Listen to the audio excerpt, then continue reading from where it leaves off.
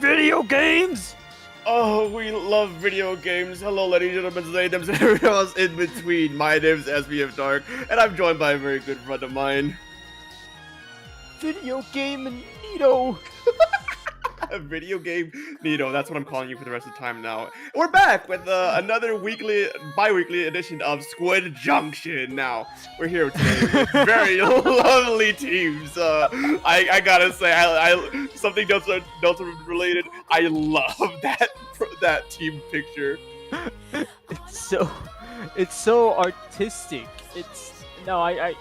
I know who that's supposed to be, and I'm gonna pronounce it wrong. It's like Ralsei or something, but like, you got it.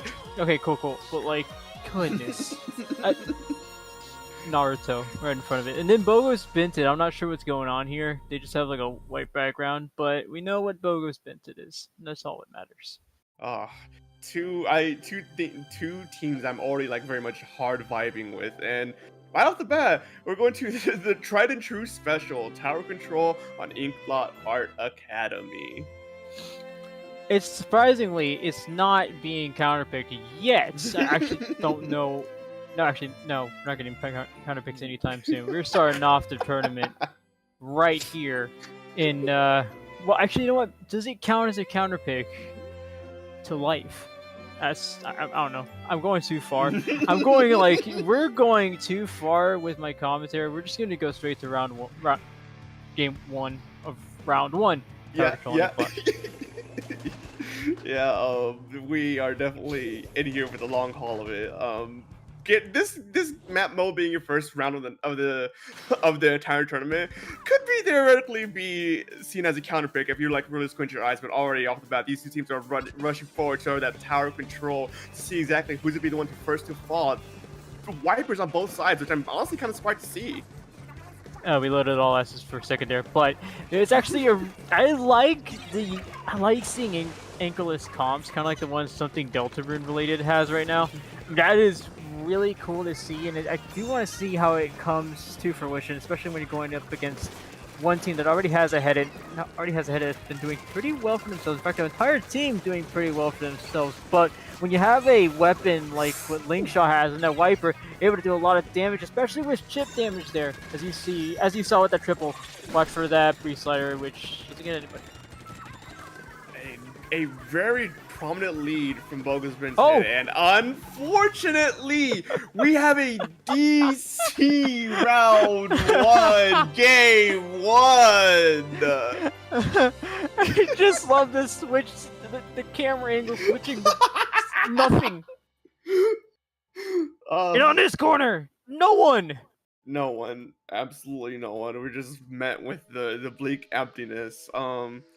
I'm assuming with how quick they're on the draw with that game reset that it was within the time limits and within the standards of these disconnects. Yes, thank you. Voices in my head for confirming that it is within the standards. So we will be seeing a replay here in just a moment. We like to think Dark's voices in the head, and then there's that one player that just goodbye, but. From what I saw, actually, we didn't get that much information from both teams. All I'm going to say is that I do like seeing anchorless comps in competitive Splatoon. I want to see more from something Deltarune related. I can't wait to see more, especially when we get this match up and running again. Anchorless is definitely something that on one hand can be a bit harder to run depending on each player's playstyle and what each player wants out of their team and whatnot. Excuse me. But on the other hand, something a little funny special that we like to call tactical or can fix a lot of those issues that you might have on entering your and engaging on your opponents. But we can't forget about the most important engagement. That's no engagement at all. I don't know. I'm not going to be able to get over just the transition to empty corner, nobody here. It's like we sent the camera to timeout. Just go to your room. just being forced to witness an entity that's not there. It's yeah, that was a pretty good jump cut, and I do hope that it's not any sort of indicator of what we might be running into with the remainder of this set with this team. But we're looking at a quick preview of the bracket. This is a bracket. If you guys have seen one before, this is one of them. This is provided to us by Sendo, Mr. Sendo, last name Inc. Blessed Sendo. Last Fendo. That's right. No. See, that's my cat right there. Everyone say hi to my cat. We love cats, and of course, many of you might know them already, but the one who did my icon you're seeing on your screens before you is done by the lovely Fufu PNG. Shout out to the homie. Anyways, what were we talking about? We were talking about like the 30 seconds we saw of game right. 1. Because I kept talking about anchorless comp, but I don't know.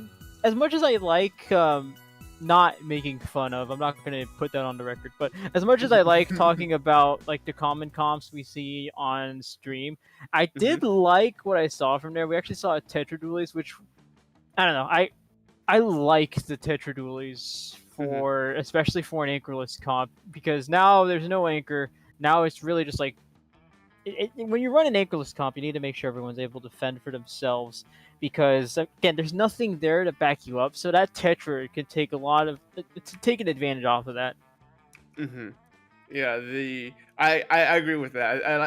I also really like the Tetra pick. It's not something, especially nowadays. It's not a pick that you see at all, really. The Tetra kind of fell off of the scene like halfway through the game's current life cycle, and you really don't see too much of it. So I really do like seeing the Tetra here now, because it gives you that extra skirmish ability of being annoying in the front line, or if you get one of the kits if you pick up the Tetra kit that has Zipcaster, you can also harass the backline if you have the backline.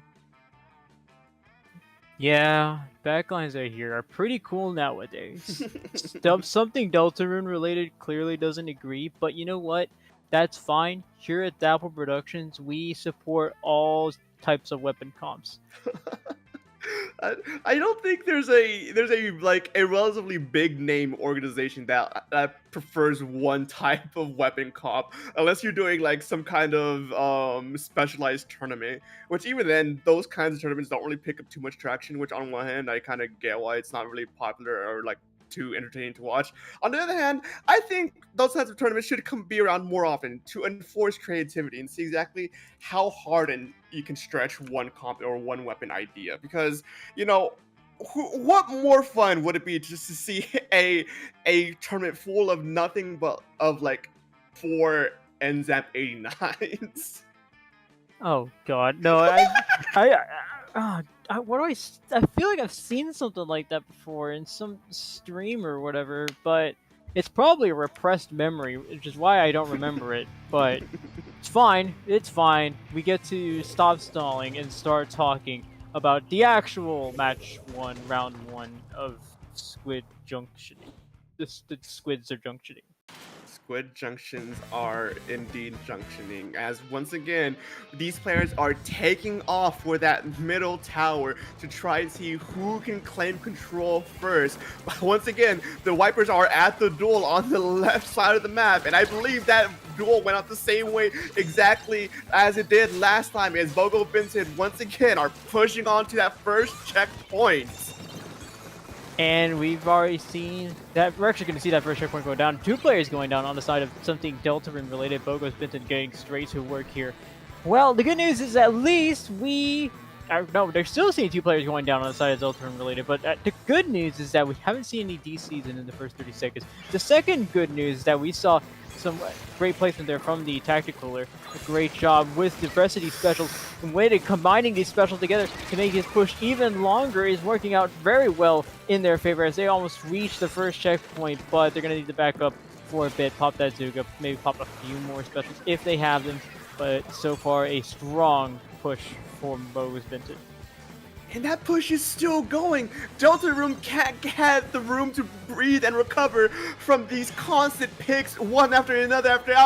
It's a trickling effect right now as they try to make a last-ditch effort to contest the tower, and they're still contesting it, and they still manage to hold on for a little bit longer. But no, the hammer is trying to do its best to finally push that tower to the final resting place. But no, Deltarune Hold on! No, it's still going. Somehow this pushes. Somehow the tower is still heading towards that last checkpoint, and somehow that hammer didn't last very long. Actually, didn't even hit cannon at all, I think. But Bogo's Vintage is going to keep this push going. Can it be a double from us? No, we did not see a double. But that was okay.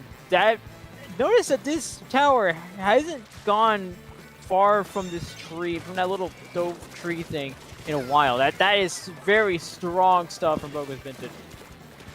2 minutes already taken off the clock as Bogo Vincent has just pretty much lived on the other side of the map for the majority of this game, as that tower is now finally reset back to neutral. And good thing too, as they now have 3 players down, Deltarune is looking to try and see if they can push this tower to the other side, as they're now sitting at a near knockout scenario, what I like to call anyways a near knockout scenario too. In order to contest those 2 points, you got to get to 1 point remaining, and if you're at that point, you might as well be at a knockout. It's gonna be very difficult. I mean, something Deltarune related hasn't gotten past. Oh well, they actually gone past the first checkpoint, but if we did get past that second checkpoint, you're gonna have to find out. But I don't know, from what we've seen so far, something Deltarune related has struggled heavily to get anything started against Bogo's Vintage. But if there's gonna be any place to start, it might be now. They have 3 players down on the side of Bogo Vintage. It might be a delayed wipe if Quill can take care of that wiper, but the wiper backs up just enough to save themselves. So far, so good for Bogo's Vintage, though something Deltarune related still unable to take advantage of these numbers advantages. Now Deltarune are looking to see if they can finally get a few extra points on the side. That first checkpoint down, so they don't need to stand for too long as they're heading up that ramp. Now contesting that second checkpoint, hammer online, a backline, Reeve Slider goes to cause a little bit of chaos, but not the chaos you need, as that second checkpoint's now finally out. And in the midst of all that, trying to reclaim tower, 2 goes down for Deltarune. Bogo's Vintage now have the upper hand as they finally push this back to neutral. Wow, okay. And what you're probably going to see at the end of this matchup, I want to look at the KA or the KD ratios, because I get the feeling that there's just been so many picks on both teams, and that's the reason we've got such a high-scoring game, especially when you got Zuka picks like that. But that's the reason we have such a high-scoring game, is because there's never enough time for either of these teams to fully return and recover and regroup themselves, where you're getting picked off like that, back and forth on both sides. Grant getting a pick on Ezio, someone's going to get a pick on Grant, Moss gets a pick on Grant, and Bogo's Vintage is that much closer to get themselves to KO once again. 30 seconds left on the clock, and we're still seeing players getting dropped here. Cards are in Bogo's Vince's hand right now, and with 30 seconds remaining and having such a majority lead over the Deltarune, but no! That's not what you want to see! The final 30 seconds of this map, and you have a disconnect! All hope that you had to potentially make an overtime victory is just now gone away as Bogo Vincent rides this tower to the end! Go back to your timeout corner. You're not allowed to participate in this matchup. Bogo's Vintage wins. Oh, that's gotta hurt. That's absolutely gotta hurt. Your first match of the day, and you can't even finish that first round, and you're already 2 disconnects in. Oh no. I have had this happen to me before during the CCA league. You get up to 1 point remaining, and then one from your teammate. Actually, I DC'd that day, so it was a little rough. And I can definitely see how rough it might be for something Deltarune related, especially when you actually had some solid pushes going. I mean, you got to 29 remaining, especially against a team you fought very long against, and you struggled to find some sort of offense against. So when you got to 29 remaining, that had to have been a big boost for Deltarune, something Deltarune related, but unfortunately just not enough for them to come back, especially with that DC. Oh, it's a heavyweight already out the gate. First match, first round of today's tournament. But you still have another chance here. Rainmaker on Scorched Gorge, something Deltarune related. Even though they lost a giant lead within the first 2 minutes of that last game, they were able to fight back and able to actually almost contest that giant lead that they lost against. So Bogo's Vintage, even though you've been majority dominant so far, you still got to be careful around Deltarune. Right. And well, I will say though, now that we're going to Rainmaker Scorch Gorge, Bogus Binted has a lot of popping power on their team. If they keep the same comp, then that shreds the Rainmaker shield. So I'm going to expect more high-powered or fast breaks from Bogus Binted. Jeez, I don't know. It seems like the one thing that was going on in that last set was there was just so much picking off from both sides that it's no wonder that neither team. It's no wonder that we had such a high-scoring game. Yeah, no, these two teams are actively like at each other's neck for a good amount of that last game. There was a lot of trades and a lot of picks off of one or the other, and as soon as there's a little bit of an advantage over the other, you always get a surprise pick from the other team. And so you got to be very mindful of team count and where you're sitting with your own team members, because if you try to push up and your enemy team managed to get you pick a few more than you initially thought, that push is just good as dead right here and there, especially on this map, which the point of contention that I always like to iterate here is that ramp leading up to that first checkpoint. And notice that something Deltarune related is now pulled out the 52 gallon, which means they'll have at least one splash wall on their side. They'll also have Killer Whale, which should give them some more leverage in those pushes, hopefully get themselves more pushes than they did in that, or more offense than they had in that previous game. But now, and notice how I said about pushes early, now it's just down to one player on each side. One Bogus Binted and something Deltarune related, both getting delayed triples there. But it's going to be Bogus Binted that takes the first Rainmaker push until that Slosher comes around. The unfortunate thing about that is that you gotta keep team members in mind. You gotta keep enemy members in mind in order to stop stuff like that. And I know in the heat of the moment, you know, that's the last thing on your mind, but sharking is such a dangerous thing, especially with a bucket where all it needs is just 2 swings and you're out. That's just such a dangerous game to play.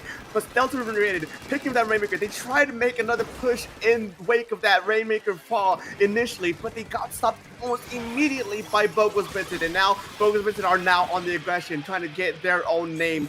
They can get more points on their name. And there's already a wipeout for the side of Bogus Binted. They're going to cruise right to that first pedestal, get that first pedestal, no issues at all.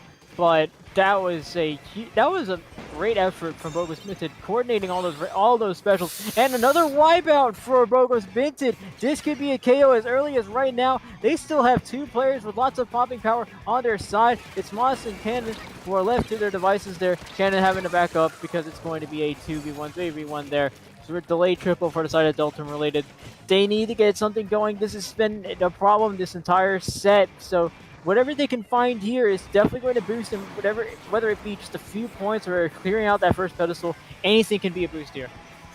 Ooh, and with 2 down on Bogus Binted, Deltarune is looking to see exactly how they can get that Rainmaker to that first checkpoint, but no! In a desperate attempt to try and rush that checkpoint, they get wiped out. Bogus Binted with Tactical online, they're already contesting anyone trying to reclaim that ramp, pushing Deltarune back as far as they can, as Rainmaker is already marching back to that final checkpoint. And it's still very, I wouldn't even say it's contested at this point. Bogus Binted has this mostly locked down, waiting for the specials to come out. The Rainmaker gets at least 1 trade. Linkshot on a wiper, going to try to get a pick off of Cannon, but then the Restarter comes in, making things difficult. Cannon still gets that pick. It wasn't a Restarter, but it's at least a weapon to do it for him. Bogus Binted still right close to this first pedestal. I don't think something Deltarune related has had the ability to get themselves past this, past that first pedestal yet, and neither on their side or on the opponent's side. No, it is a struggle to play around right now from Deltarune. Bogus Binted, like I mentioned briefly earlier, the main point of control on this map is these 2 ramps leading to that first checkpoint. If you have such a good hold over those ramps, it really opens up the game to just hold the tempo in whatever way you want to do. If you want to play very aggressively like Bogus Binted are, or you can play defensively and just never let anyone come to your side of the map. It's such a struggle to try and push through properly if you don't have that coordination at the ready. And Bogus Binted is showing exactly now with that huge lead that they built up, they have tempo control over this entire game. They were aggressive for the most part. And now as we head to the final minute, they can choose to actively stay aggressive or switch back to defensively and stall them out. And that's really all they have to do, because something Deltarune related hasn't gotten a major push since that 89 remaining push. So with a minute to go, something Deltarune related has to find the same things Bogo's been through with finding. Somehow get those picks, somehow get those huge advantages, and then that could get themselves even closer to get themselves closer to getting an upset win here, especially with Bogo's Minted being about 40 seconds away from winning the set. With 3 players going down, can it be 4? It may as well be 4. That's a delayed wipe for Bogo's Minted. Just so many picks off of their side, making things extremely difficult for Deltarune. And this is where we head into danger territory for Deltarune. 25 seconds remaining. They need to start making moves now in order to try and at least reclaim that Rainmaker before that timer hits 0, so they can try and make an overtime play. And with 1 going down, 1 by 1 from Bogo's Benton, Deltarune is looking to see if they can actually make this play turn into a reality. As Rainmaker gets popped, they're going to try and get that Rainmaker now as we head into overtime, but there's someone in the back lines. They got to be mindful. They're kind of cornered right now, but no, one goes down in front of them, and it's last minute scramble. Bogo's Benton managed to hold strong. Well, those Bogos sure were Benton. It's 2-0 for Bogo's Benton, and they're going to be moving on to face Bad Piggies coming off a bye. They're going to be moving on to round 2. And since this is best of 3, that is going to be it from that set. But, whoa, wow, a lot of... I don't know. I said everything I had to say about this set, and it's just that Bogo's Benton just gets all the picks. There's nothing Deltarune can do at this point where you're constantly getting picked off by doubles or triples and wipes. There's nothing there. Yeah, Bogo's did a phenomenal job of just keeping Deltarune like properly staggered and properly pushed back, even with having such a dominant lead that allowed them to not even try and push that Rainmaker to the final checkpoint. They just kept that Rainmaker on the ramp on Deltarune's side and just kept picking them off 1 by 1. What point is going on the offensive if you risk potentially letting a few more points or even leads slip past you? Just stall the game out and just let them come to you, and that's exactly what happened. Yeah, no, this is a classic example of just playing against a better team. I mean, I have to be honest. When Bogo's Benton starting getting all of these quads, triples, whatever it is, and there's nothing Deltarune related could have done, because you're going down 3-4 players every time. There's almost nothing you can do there except hope that you can stay together enough to get a pick or 2, and then just snowball it from there. But I mean, Bogo's Benton just doing so well there. Both teams, I will say, still did extremely well regardless of what happened. Bogo's Benton did an extremely good job of just making sure Deltarune was properly staggered and just keeping them picked off 1 by 1. And Deltarune, they absolutely did their best. That first tower control game honestly could have been theirs if there wasn't that unfortunate disconnect. And we really have no idea how that game could have gone one way or another due to that disconnect. And as we see here is the bracket. If I am right, I think our next game coming up is going to be Free Flow versus Wave Break, if I'm correct. Voices in my head.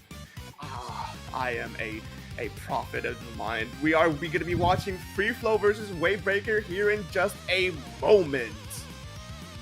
As soon as we are able to break into the room and get the passcode from a very trusted source of ours somewhere, anywhere. If you're in the chat, just go ahead and drop the code in the chat. Actually, don't do that. Don't do that. Don't do that. Imagine dropping your room code when you're right moments before you're about to be streamed on chat, just to have random people join your lobby. I mean, if you need an emergency sub, that's one way of getting it, right? I mean, you get an emergency sub, but you also get like 2 more of them, and you're not sure if they are actually going to play the game. And one of them might be to spec, but I don't know. But the good news is that we do have that match getting ready for y'all real soon here. Free Flow versus Wavebreaker. Now, Free I should have laughed. Free Flow is I'm going to pretty sure it's a Div 3 team. I should know. I should know. Yeah, I was like, aren't you? in that level. Look, I'll be honest. I know like every team in our group. I know and despise Triggerfish Zone Supremacy, and then I know like a few other teams in there. I think Free Flow's in there, and I'm pretty sure I should know, but I have not. I forgot about a lot of people. All right, that ever since we didn't make playoffs, I've just been sitting there like, oh, okay, yeah, playoffs happened. Oh, cool, Triggerfish Zone's in the finals. Oh, okay, yeah, no, that's great. Where am I again? Of course, going up against Free Flow, we can't forget Wavebreaker. I say this every single time, and when we're looking at teams beforehand, I have a horrible time remembering teams and where teams are placed. So I have no idea what we're going up against and what we're going to be seeing. But what I do know is we're going to be going on Tower Control on this map that I totally remember the name of. It's Schellendorf Museum. Schellendorf Museum. I know Yeah. that's not right, but I'm gonna go with it. It's totally right. And you know what else is totally right? The fact that Free Flow has a stamper, a pencil, a Neo Splash, and they actually have a Brella there. That is the Sorella Brella. Yeah, that's totally that one. I know nothing about Free Flows when I'm starting to figure out, other than the fact that they were a team that I also forgot the name of already. It's like no, it's Outcast Ninjas. I'm so good at this. I promise I'm so good at this, and they're gonna call me out like they did the last time for quote dead naming them and quote. Yeah. It's special stuff going on here, and I am doing a very good job at commentary as we get past 46 remaining, or at least we get past 50 remaining on the side of Free Flow. We're starting to get off very strongly here.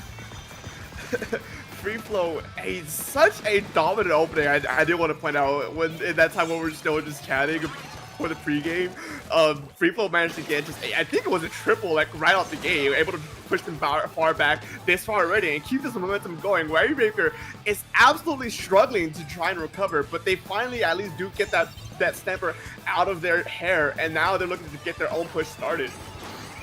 All right, nice little work here from the Horshio and one of the other players on the side of Wavebreaker, taking out that one standalone from Free Flow. As we start to see Free Flow actually start to keep that push going. Actually, Wavebreaker is starting to get their push going here as we start to see some specials start to come out from Free Flow as they begin their defense here. Wavebreaker has only gotten to 98 remaining, but so far it's been Free Flow's game to lose, as Free Flow has been standing strong this entire time. They've got a few more specials coming out. It's going to make things a little bit more difficult, and it's going to give Free Flow an opportunity to move in. Parks now making a few moves with the Snipe Rider, trying to see if they can get a quick pick. Cakes working to get another set of trip strikes going, but Wavebreaker continues to move towards the first checkpoint. Wavebreaker looking to see exactly how they want to break Free Flow open, as they now get 2 down. That's the huge opportunity you need right now to actually get a few extra points on the scoreboard. But you're gonna get stalled out a bit by those trip strikes, as it unfortunately does not mean that they get to take the checkpoint right then and there before they finally eventually do take that checkpoint. And now that dualies are down, the remainder of Free Flow are starting to coalesce on Wavebreaker, but not with 2 down on their own. This might be that is lead lost by Free Flow. Wow, okay, that is going to be very difficult. No, actually, no, it's not going to be very difficult, because now you still have a few more players trying to make these moves like this. But when you have 2 players collapsing down on you like that, Wavebreaker is going to continue to have their advantage against Free Flow, especially with how well they've been taking these fights and taking these what I'm assuming is that this Brella from Free Flow is starting to serve as a skirmisher for Wavebreaker and trying to at least draw attention and maybe get a pick like that. 2 players going down, 2 players going down for the side of Wavebreaker, and 3 players going down for the side of Wavebreaker. It's just Tris there on the Junior, who's going to have to back up here. 34 points remaining for Wavebreaker, a lead that will hold for now, but Free Flow is starting to get themselves back on track. You're going to expect the specials to come out sometime soon as Free Flow look to continue their push. 1 minute 30 seconds remaining. There's only a 4-point difference between these 2 teams, so it could still be anyone's game right now, depending on how these next few seconds go. 1 goes down for Wavebreaker. Free Flow is desperately trying to get that tower pushed back so they get that second checkpoint contested, but no, it's a fight for a checkpoint as Inkjet comes out. The duelists are having a duel of their life against that Inkjet before finally that Junior finally falling. Wavebreaker is desperately trying to hold on for as long as they can, but Free Flow is just not too much for them as they're still going on the offensive. That tower is still not fully properly reset as they're now marching to that final checkpoint. Oh, watch out for that pick that Blue missed out on, because 3 players are already down from the side of Free Flow. Wavebreaker just barely holds on to the lead. That could have been lost when you have a gap as little as that. That could have been lost by tower momentum alone, but Wavebreaker hold on to the lead for now. Tremendous effort there. Let's see how long it lasts though, because Free Flow has shown himself proven to be very dangerous within these last few minutes. So Free Flow still has another chance to get things going here.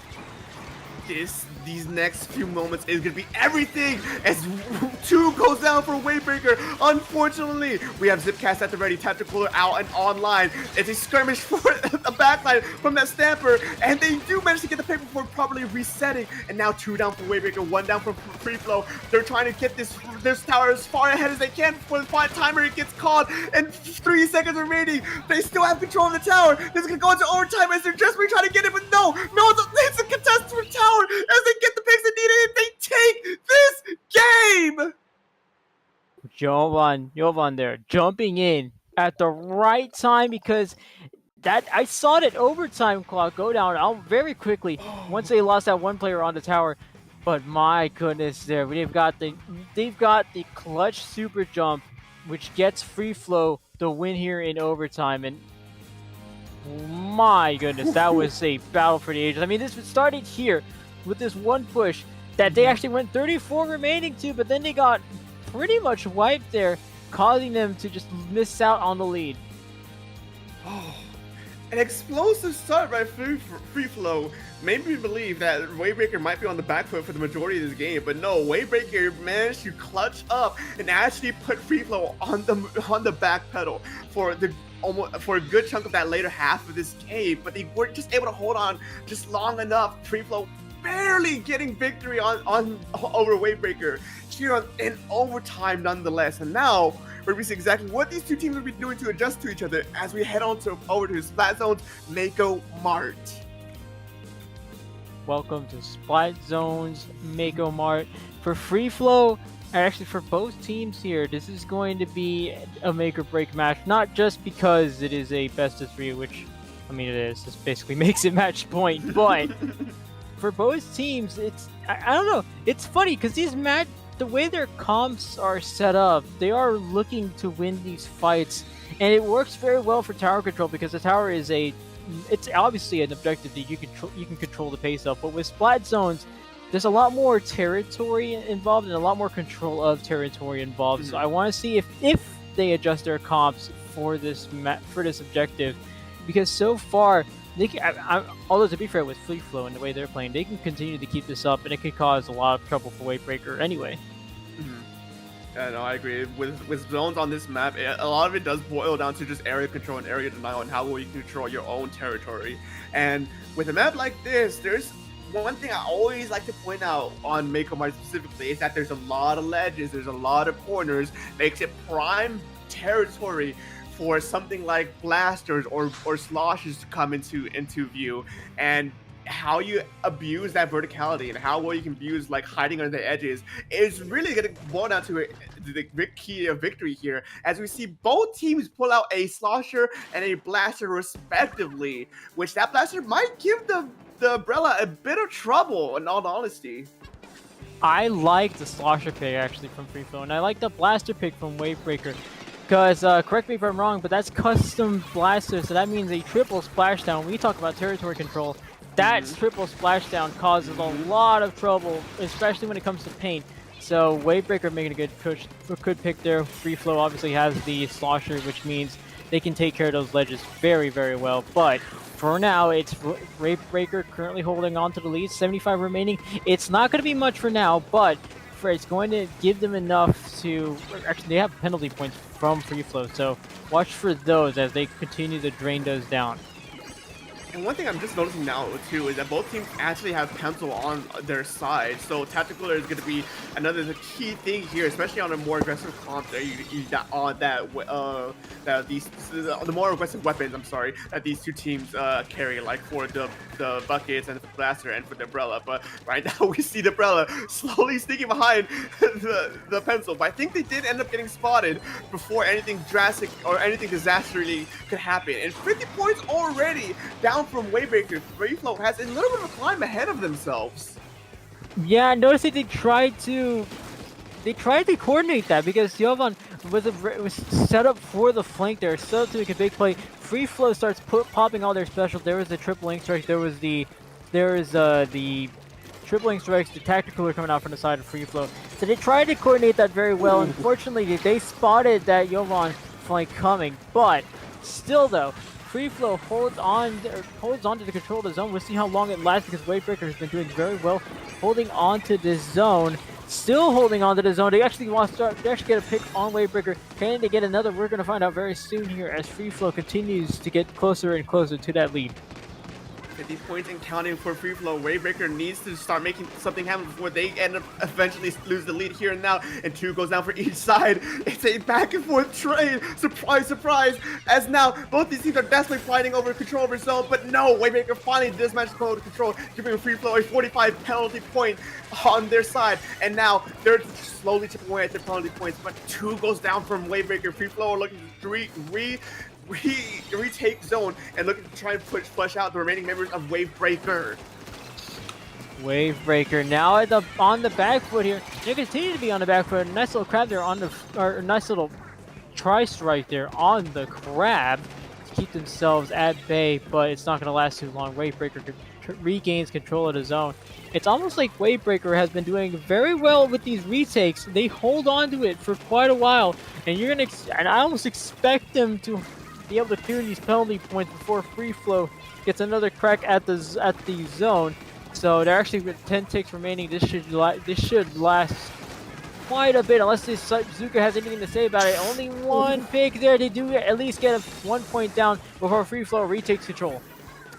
Oh, but they reflip almost immediately from the splashdown from the blaster, looking to at least cause some chaos, and not just the chaos that they caused. There was enough pain on the zone for them to easily retake that. And now 3 members are down for FreeFlow. Wavebreaker are looking to go in on the last remaining terror. Finally down, a delayed wipeout, as now FreeFlow has a little bit of hell up ahead of themselves. Penalty points are finally gone. There's 1 minute remaining. Specials are starting to come online from Wavebreaker. They gotta make something happen here. 20 ticks remaining for Wavebreaker. It's going to be very closer. Nice double from the Trizuka. That's enough for FreeFlow to get themselves back into it. Isn't enough for FreeFlow to keep it though. They're going to need to start moving a few players up because Wavebreaker does very well with the retakes. So they need to make sure they can stuff Wavebreaker and at least stop them from making a retake as quickly as they usually do. Watch for Spritzu there. He's going to probably pop this crab very soon in an effort to get things going once again for Wavebreaker. But this close to regaining control of the zone. And with a few more picks off of FreeFlow and a near wipe, that's enough for Wavebreaker to get themselves back into control. Ooh, 30 seconds remaining with the majority control over zone and looking to try and at least keep their sidelines properly painted up. Things are looking a little bit hard for FreeFlow right now as we now 20 seconds remaining. 25 ticks remaining from Wavebreaker.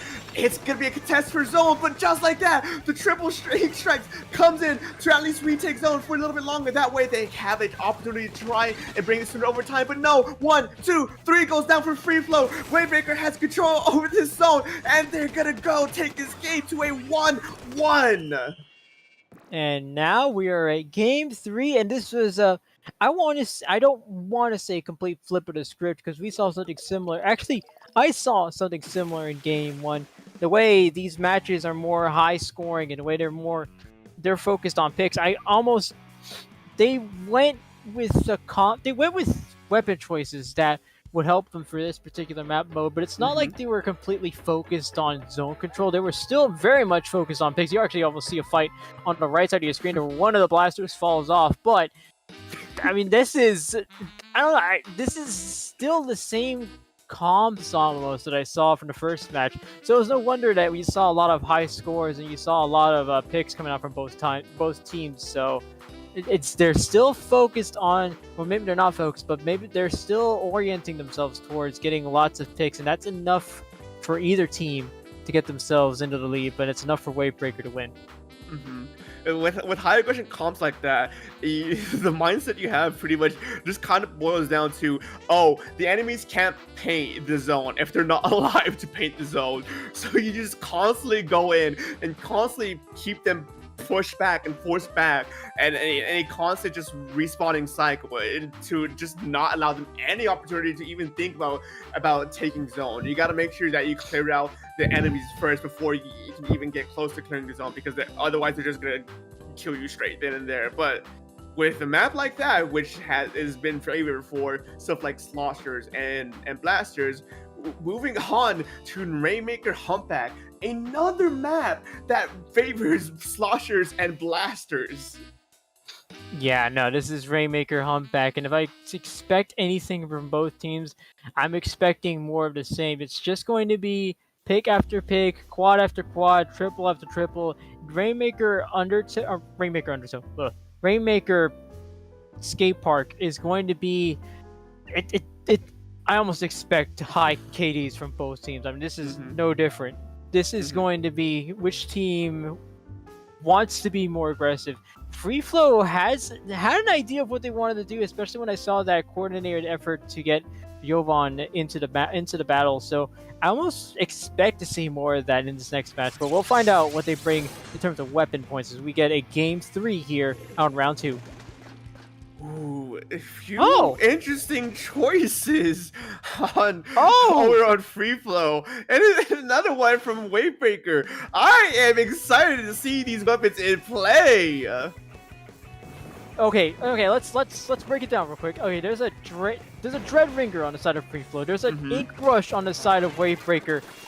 What are these teams cooking? I will probably find out soon. But I mean, I see this Dread Ringer pick. That is obviously for a Splat Bomb pick. There's a wipeout for Wavebreaker. Well, never mind. Let's just not talk about it. Let's just watch Wavebreaker get this first checkpoint after what was a huge wipeout. That is, I don't know if that was coordinated or not, but whatever it was certainly very helpful. We see if those triple splash zones come out, nothing comes out of it yet, but Wavebreaker have already done a lot of damage within these first 50 seconds of the match. First minute of the game, by the way. Already an explosive opening from these two teams. Wavebreaker managed to get that checkpoint down almost immediately. Free Flow having to just try and recover now and actually try and make things back into a more neutral state. 1 goes down for Wavebreaker, 2 goes down for Wavebreaker. Free Flow now has the man advantage, especially with Tactical Online. That's going to be a potential checkpoint to take, but no! Someone from the backline managed to pick up the Rainmaker before they could. And now they're finally moving on to that checkpoint to get that checkpoint down, hopefully. And the checkpoint, they have it indeed. Watch for they've got a lot of people already going forward, so expect that lead to get smashed very soon here. Only 46 remaining. It's still very close. They need to start sending it because that's going to be very close. Clark's going down. Cake's going down. That was up to 19 remaining, and there's a wipeout on the side of Wavebreaker. Free Flow now 4 players down. My goodness, that is a huge push for Free Flow. But expect a response to come very soon here. The counterattack already starting from Wavebreaker.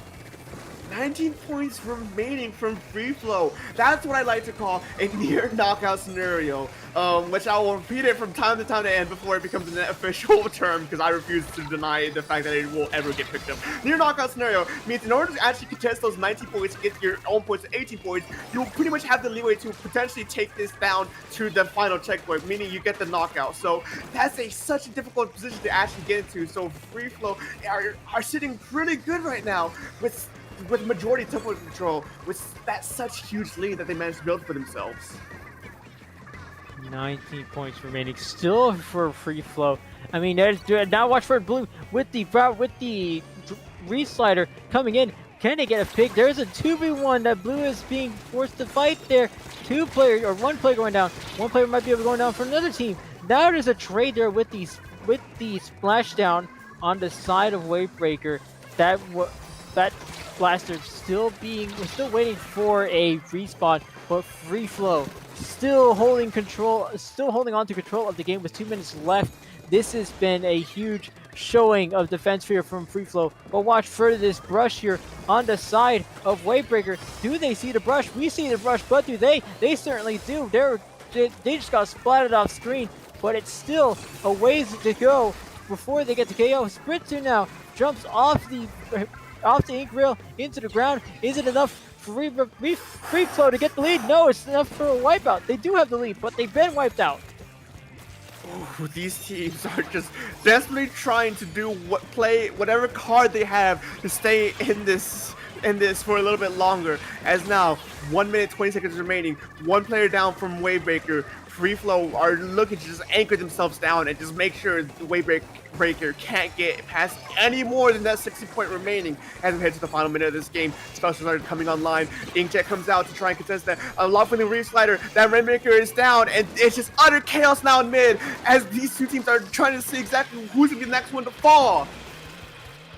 And it's still 1 minute to go. Notice how they're using a little bit more with more of the range and the versatility that Blue has with this Red Ringer, trying to get a few picks just from that window alone. Actually gets one pick on one player, might be two. The Crab eventually goes down, and now it's up to the Brush, who does get a pick on Blue, but it's still very, very tough for Wavebreaker to get past that first pedestal.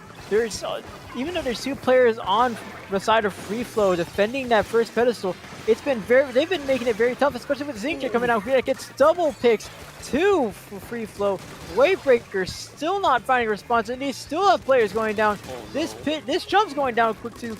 10 seconds to go, and Free Flow, you can almost guarantee that Free Flow is just going to be sitting this one back and sending it backwards. 1 minute, 1 second to go. No one's popped it. Free Flow will be taking this set. Ooh, these two teams were just at it for each other. Once one got the first checkpoint within the first 20 seconds of the game, then the other team would just respawn back twicefold and get it all the way down to 10 points remaining or something along those lines. These two teams did phenomenally well, and I would be pleasured to see them fight again sometime in the future. Wow. I like that Free Flow was keeping to their idea of getting as many picks as possible. Maybe you don't see it with these weapons, but the Dreadringer, Heavy Deco, Sorella Brella, these are all weapons that even the N-Zap can take it. Even the N-Zap, a weapon not specifically meant to be a frontline weapon, can take advantage of, because all of these weapons are doing so much chip damage to their opponents that at some point those players will be picked off, and this is working out so well to where Free Flow can just run in like that and get as many picks or get as many points as they want. Wavebreaker didn't find the opportunity, or couldn't find the amount of people and the amount of the leverage is needed, especially when you have players as skillful as Free Flow. Yeah, with such a huge opening push by Free Flow, they were just able to have majority tempo control for the remainder of that game. They played the aggressive hand and just were constantly making sure that the Rainmaker did not come into their half of the map. And towards the end of it there, they played the defensive hand, where they just made sure to stall out the final 45 seconds of the Rainmaker and made sure Wavebreaker can't get back into their side of the map. And it was such a beautifully played set. I really did enjoy watching that, and I gotta give congratulations to both teams.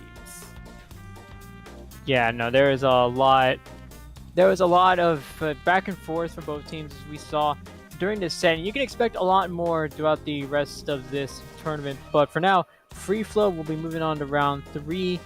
Wavebreakers will be going down to loser bracket. They'll actually be meeting. Aren't all you guys pencil play A? And now, what we're seeing here in just a moment what our next few teams are going to become. We're going to see here in just a moment who we're going to be watching next after we come back after just a quick break. So take a moment, get some water, use the restroom, get a little snack. We still got another hour of Splatoon gaming ahead of you, so don't go anywhere just yet as we head into break.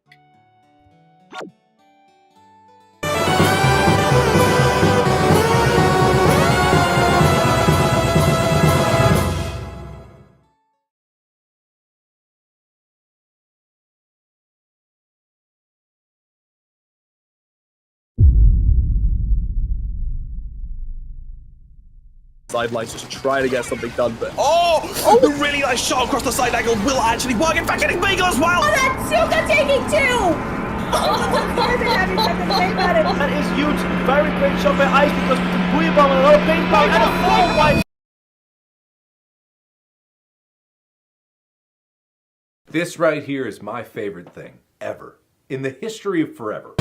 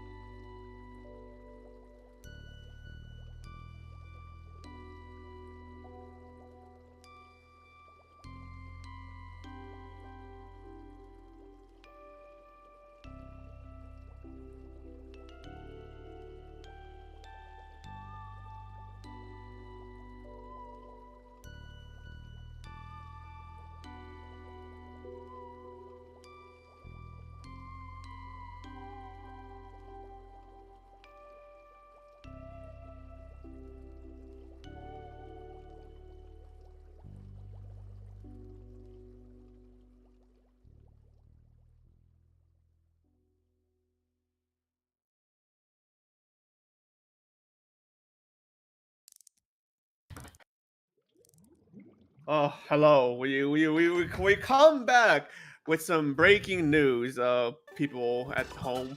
As now, most of you should know this, obviously. We are in the middle of a Splatfest, and we're about to see exactly who's currently in the lead for a halftime report. Right, there is a Splatfest going on right now. I believe the three teams are Callie, Marie, and Shiver. Oh wait, no, bread, rice, and pasta. Bread, rice, and pasta. Bread, right, pasta. I don't know. One of these teams is leading right now, and it's going to be barely pasta. Just barely pasta. You know what? That's actually the team I chose and haven't played a game for. So I'm glad that when I start playing games, we can extend this lead. So Team Pasta, let's keep it going. As a Hispanic here, I gotta put my foot down. Team Rice should be in the lead right now. There's no reason why Team Rice shouldn't be in the lead.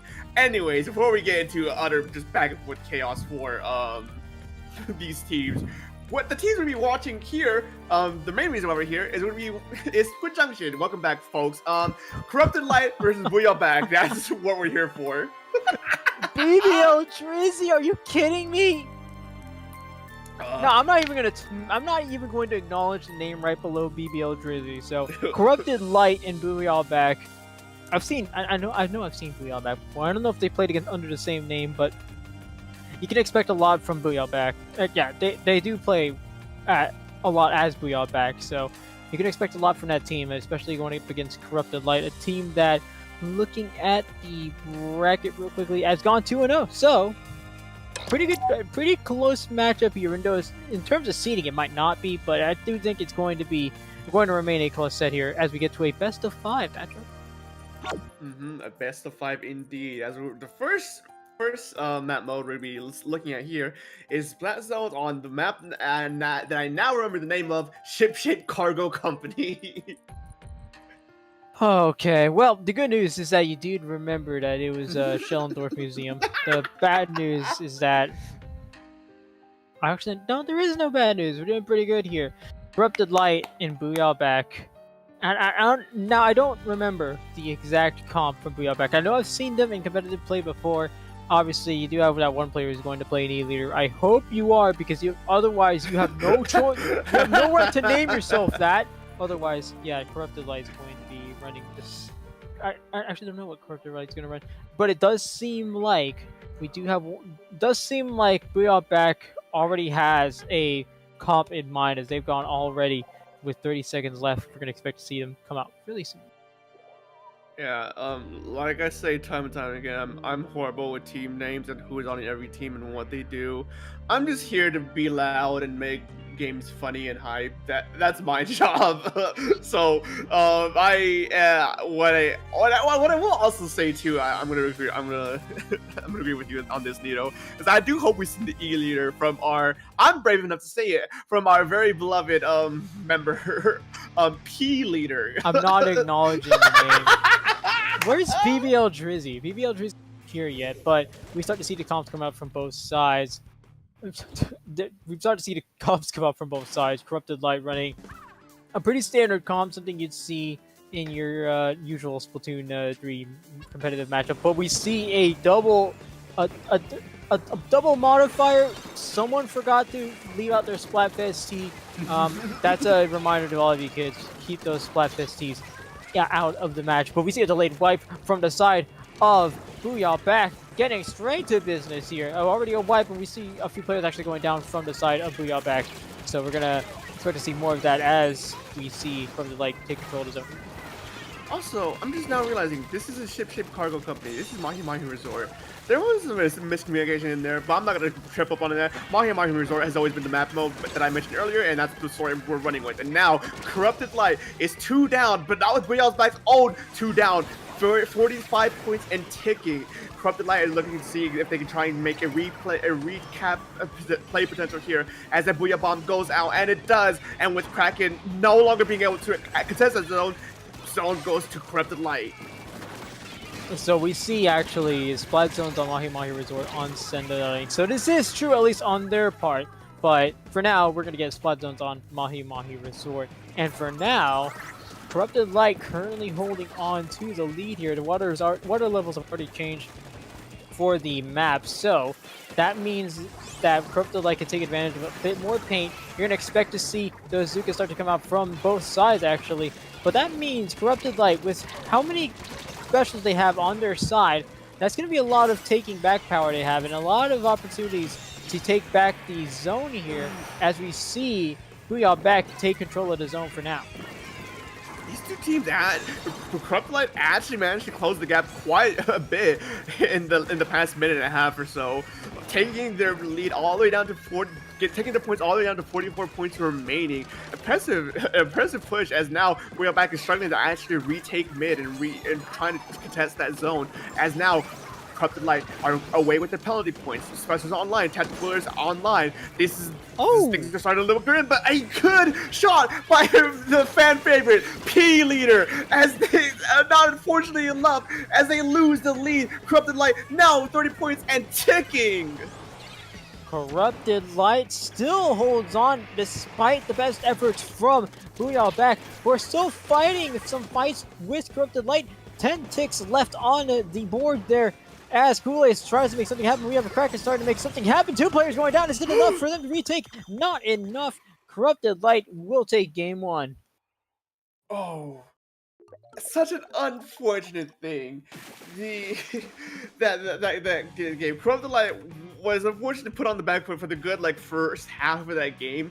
Booyah Back had such a strong opening, but once that offensive finally fell and Corrupted Light got through the cracks, they were unable to properly recontest and properly retake zone, and they just couldn't keep up with the aggression from Corrupted Light, and it was an unfortunate thing to see, but I don't think this is the end of the story yet. We still have one game at least guaranteed, potentially two, depending on how the next set goes, and I do want to see these two teams make the adjustments. No, what am I talking about? We're in the best of situation. We're to see there's more. This is best of 5, right? Yeah, best of 5. Yeah. Yeah. What we're seeing next is going to be tower control on Hagglefish Market, but with the way both teams have been playing, it's certainly very different from what we saw in that previous set with Free Flow and Wavebreaker. No longer is it pick-oriented and making sure we get the picks out of both teams, but now you start to see a more traditional sense of playing that it's specials, retake, lockout, specials, retake, lockout. With that previous set, I don't know, I couldn't tell you. It's just like whichever team gets the most picks. It's a TDM match at that point. But I like that now that we're going back to a more traditional, as I like to say, style of play, I do expect to see more of the same. We might see some changes from both teams, but if anything, I almost want to see more from that 96 deck or whatever team was running the Kraken. I want to see more of it because that could be a very scary pick, especially on a map like on a map like Hagglefish Zone or Hagglefish Market that allows you lots of flank routes. Mm-hmm. Yeah, and especially with Hagglefish 2, the main point of contention here is the second checkpoint. Once you actually begin to start going up the ramp leading up to the enemy platform, that keeping control and hold of that second checkpoint is so vital for this game. For once you actually break that second checkpoint and begin pushing the tower a bit past that, it becomes very hard to recover from, and it's something that these teams need to be so mindful of and make sure that they hold on to it as long as they can. As I do see a lovely weapon of mine called Range Blaster. And it's not the same custom range blaster that has snuck itself into competitive Splatoon. It's actually the vanilla range blaster. So that means we're going to see a fight over on the side there. But that also means that one player left on Booyah Back as Corrupted Light looks to get things going for their team. Notice the Carbon Roller. I did mention the more opportunities for flanks in this map. That Carbon Roller is going to be perfect because not only does it have lots of mobility and lots of opportunities to strike, it also has the Trizuka, which means it can attack from just about anywhere, making it a very versatile weapon. But so far, Corrupted Light holds the lead. Might not last long because Booyah Back is going to get back into things unless they go 2 players down. Might be a delayed triple. Delayed wipe, actually. Oh, what an Izuka! What should have been a proper reset from both teams turns into just a complete back to base from Booyah Back. And now Corrupted Light is pushing that tower to the first checkpoint. Unfortunately, getting picked almost immediately by a good OP leader. As now it's a just fight over that first checkpoint, whoever can get hold of it. And now Kraken comes out to try and contest that tower before the Corrupted Light and force him to be pushed. Forcing to fall back, but no, there was this distraction as they get a few extra points before they finally reclaim tower control. And they're still not done until that Zuga comes into play, but they weren't done just yet. They actually got closer to checkpoint 2, direct there from the ranged blaster on the side of Corrupted Light. 3-player, notice that 3 players still down for Booyah Back. Corrupted Light is going to keep this push going. They're getting closer and closer to checkpoint 2. They are at checkpoint 2. How long will it last, though? Booyah Back has their special starting to come out. 1 player already down, though. Booyah Back might expect a few more players to go down. A few more players do go down. That's 2. That's a delayed double. That's a delayed triple. If the shot can get it, yes, they do. That's straight to checkpoint 3. 18 points remaining. And that's the danger territory I was talking about. Once you get past that second checkpoint, it becomes very hard to actually flush out the remaining members of the enemy team. Now, finally, Booyah Back is letting that tower push back and reset back to neutral, but now without a few trades of their own as the Carbon Roller comes out of nowhere and strikes him under the ledge. Booyah Back now 2 players down. Corrupted Light is keeping up the aggression, trying to see exactly how many more picks they can get away with as things aren't probably reset back to neutral, but what a snipe from Key Leader! They are getting pissed off because of this lead from Corrupted Light. And that is the only time I'll ever make a reference to the name that the E-leader on the side of Booyah Back has. As we see, Booyah Back still looking for their first few points of the game. They got up to 96 remaining, but nothing past that. You should expect that to change sometime soon. That Zuka's bomb might come out sometime soon. Now there's an advantage on the side of Booyah Back. That Zuka's not going to get them closer, but they do still get some points on the board. 90 remaining for now. Cool Ace has a sneak bot that they can use there. Lots of sneak ability, but that quickly goes away as Booyah Back starts to lose a few players. Corrupted Light also losing a few players. Nothing concrete has happened for both teams as Corrupted Light sends that tower back. Now, this is where the cards are starting to stack into Corrupted Light's favor. As such a dominant point lead right now, 80 points and counting. That third checkpoint is literally the only thing that stopped them from getting that victory. They have majority tempo control right now. They can play however fast or however slow they want. They can play aggressively. They can play defensively. The cards are in their hands to play whichever way they want and to try and make sure they get this victory. As we head into the final minute, Booyah Back can't keep up with whatever Corrupted Light is doing as they go 2 down, and Corrupted Light not even actually going on too much of a defense right now, but 3 does eventually go down. Now Booyah Back are looking to see if they can try and at least twist this into their favor. It's funny because since we've gone to that 18 remaining push, it seems like we've gotten back to that team deathmatch style of play. No team has gotten it past 85 remaining. In fact, Booyah Back is the only team to have scored points since that big Corrupted Light push. But now with a triple on the side of Booyah Back, or Booyah Back going 3 players down, Corrupted Light has the ability to push they want to. They're going to continue to stall this one and let it sit back. They are more than happy to let it sit back and just watch as Booyah Back tries to make something happen. 10 seconds on the clock. 2 players going down from Booyah Back. They still haven't found a response. Might be too late. There's another player going down. 3 seconds left, and Corrupted Light is going to take game 2. Oh, Corrupted Light is doing a phenomenal job of just making sure Booyah Back can't do anything once they establish themselves with a sizable lead. Having a lead like that, especially on this map, mind you, where the hard point to push by passes that second checkpoint, having that such a big lead in a single push is really good. And of course, there's always the takeaway that this doesn't really apply to every single game. Every game is different and whatnot. But it's statistically looking at what's been done so far, that second checkpoint is really vital. And because Booyah Bomb couldn't defend it on their initial push, Booyah Back couldn't defend it properly on Corrupted Light's initial push. They just couldn't recover fast enough because Corrupted Light just kept the aggression going and not allowing them to push back any further than mid. Right, and then for that last half of the match, I mean, I saw a different Corrupted Light. One that was more than happy to let Booyah Back make the pushes if they got to them, but I mean, Corrupted Light just holding them back so strongly here.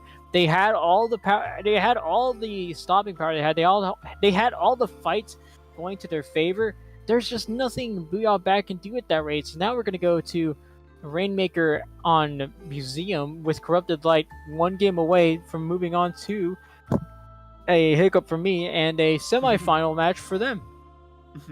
This is where pressure starts building up a little bit on these 2 teams, right? Booyah Back, they need to make sure they win this out if they don't want us. I believe we have a losers bracket here in Squid Junction. Correct me if I'm wrong, voices in my head, but I believe, okay, so we do have a losers bracket here. So Booyah Back loses here. This is exactly the end of the road for them, but no one wants to go to losers bracket. I never want to go to losers bracket, so I know for a fact they don't want to go to losers bracket, you know? So this is when pressure starts building on whether or not they can try and stay here in winner's side of the bracket for as long as they can, or are they going to fall to Corrupted Light's pressure and just unfortunately get set down to losers.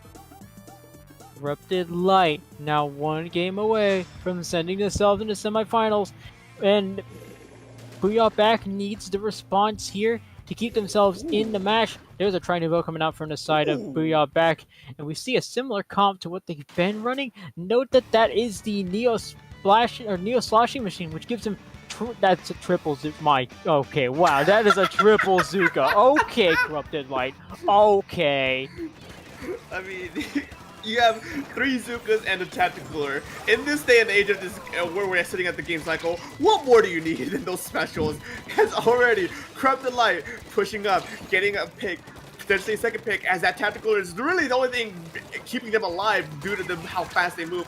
Finally, unfortunately, getting picked off before being quickly traded back, and already we are back 2 down with a 2-back trade in for themselves. Okay, that's 3 players going down from the side of Corrupted Light. Booyah back already at that first checkpoint. They're still losing players. Corrupted Light is still losing players. There's not enough for them to stop. Is there enough for them to stop this push? Yes, there is. But I mean, Booyah back is already down 2 players. I'm not sure they're going to continue this any further.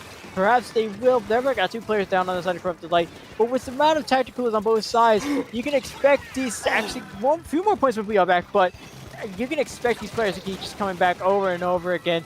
Hopefully, if I'm Corrupted Light, you have to be using both the Tacticooler just to send it, and you have to be using it to charge Zukas, because that's something you gotta be doing here. Yeah, and I think one unfortunate thing Booyah back might the only one unfortunate thing Corrupted Light have against Booyah Black is the fact that they kind of get severely outranged by the E leader, who we know is at least consistent enough to hit like a good chunk of the shots. So anyone who tries to approach the E leader, or anyone who tries to just stands out in the open for a little bit too long, most likely is just gonna get domed to the face. But already they finally get the lead, and they break through that checkpoint, and they're moving in as a unit, picking off each member of Booyah back one by one.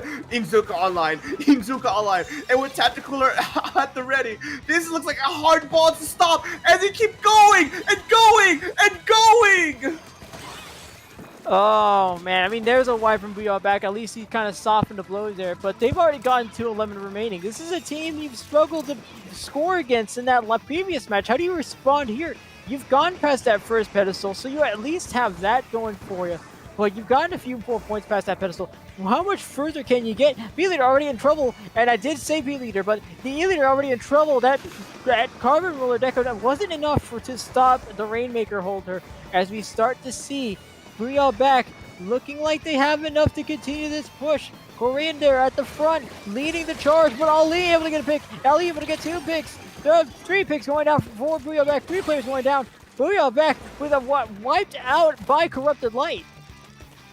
2 minutes remaining. Corrupted Light once again has a strong hold over the point lead right now, and the aggression isn't stopping here. They want to finally close this game out here and now, as we see 2 Trizukas online, just constantly sending these shots back and forth all over the place. E-Leader just hanging all the way in the back to make sure no stray shot from Izuka gets them picked away. And Booyah Bomb, unfortunately, 1 does go down. Corrupted Light looking to see exactly who's going to be next on their hit list as they're trying to push forward to at least keep this Rainmaker going. But no, they had to fall back and respect any other specials they have on top of the E-Leader. And that Corrupted Light back to work.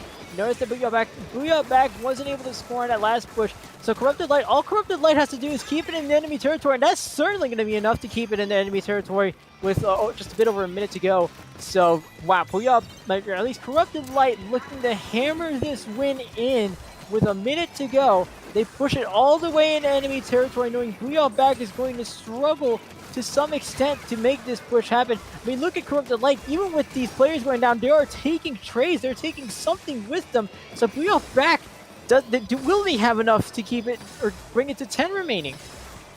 This is a very tricky situation right now.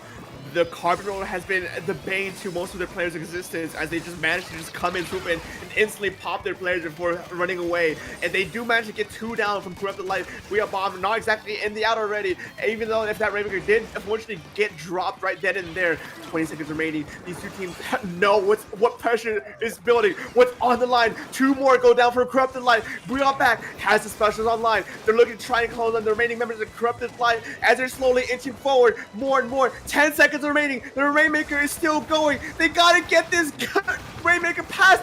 They don't need to drop it then and there. Bazooka unfortunately doesn't force them to drop down below the path. And just like that, there's nowhere else to run. No one to defend them. The Rainmaker is getting the do not Rainmaker free zone. 10 seconds remaining is all they have left. And I don't think that's enough time for them to take this lead. And it doesn't look like they'll have that much time to take the lead anyway.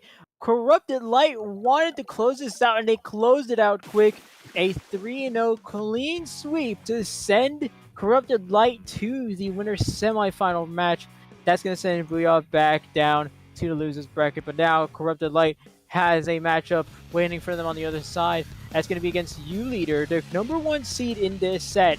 But as we figured out from this match, seeding doesn't tell the whole story. Booyah back came in as the 5th seed, and Corrupted Light came in as the 13th seed. And yet Corrupted Light doing so well, keeping Booyah back behind this entire set.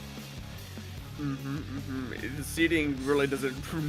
It's so hard to seed. I never done it myself, but I've just heard stories and stuff, and it's a headache that I wish I hopefully never had to get through.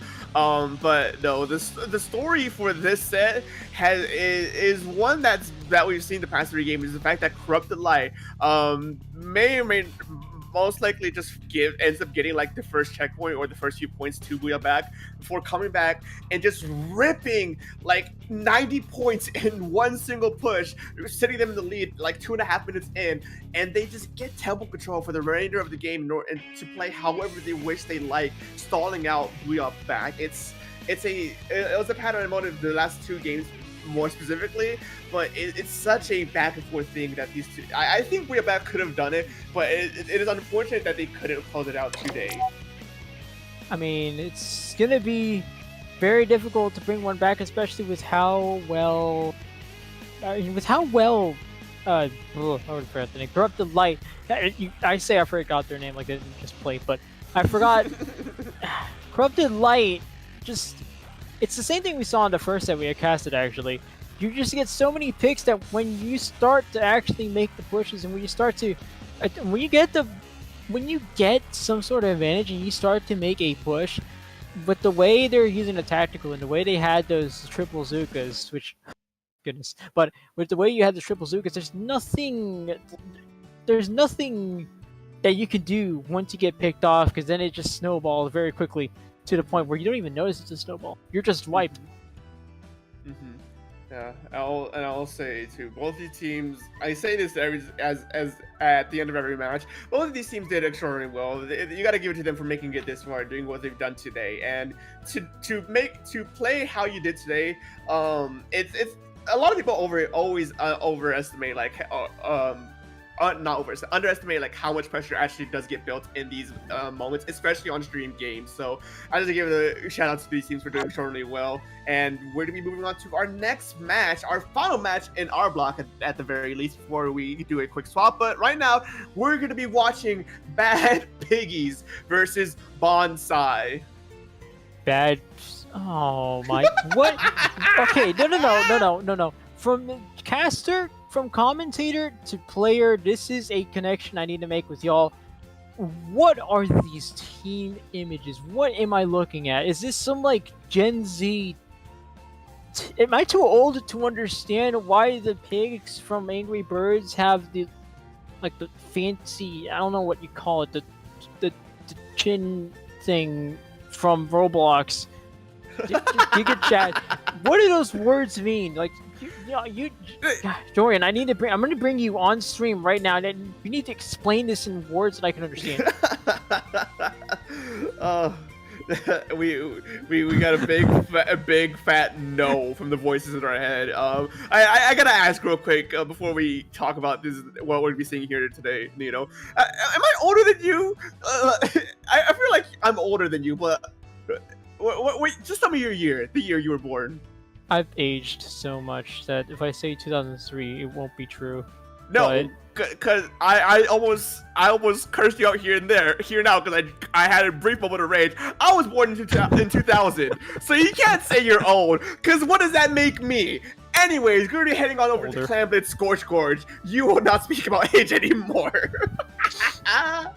Alright, so as my co-commentator said, the one with a anonymous age, right. First match is going to be Clan Blitz on Scorch Gorge. For both teams, I think if we see, and I feel like I've definitely seen these teams play before, and I've definitely seen some play from Bonsai before, and if it's anything that I remember, they're going to be very fast.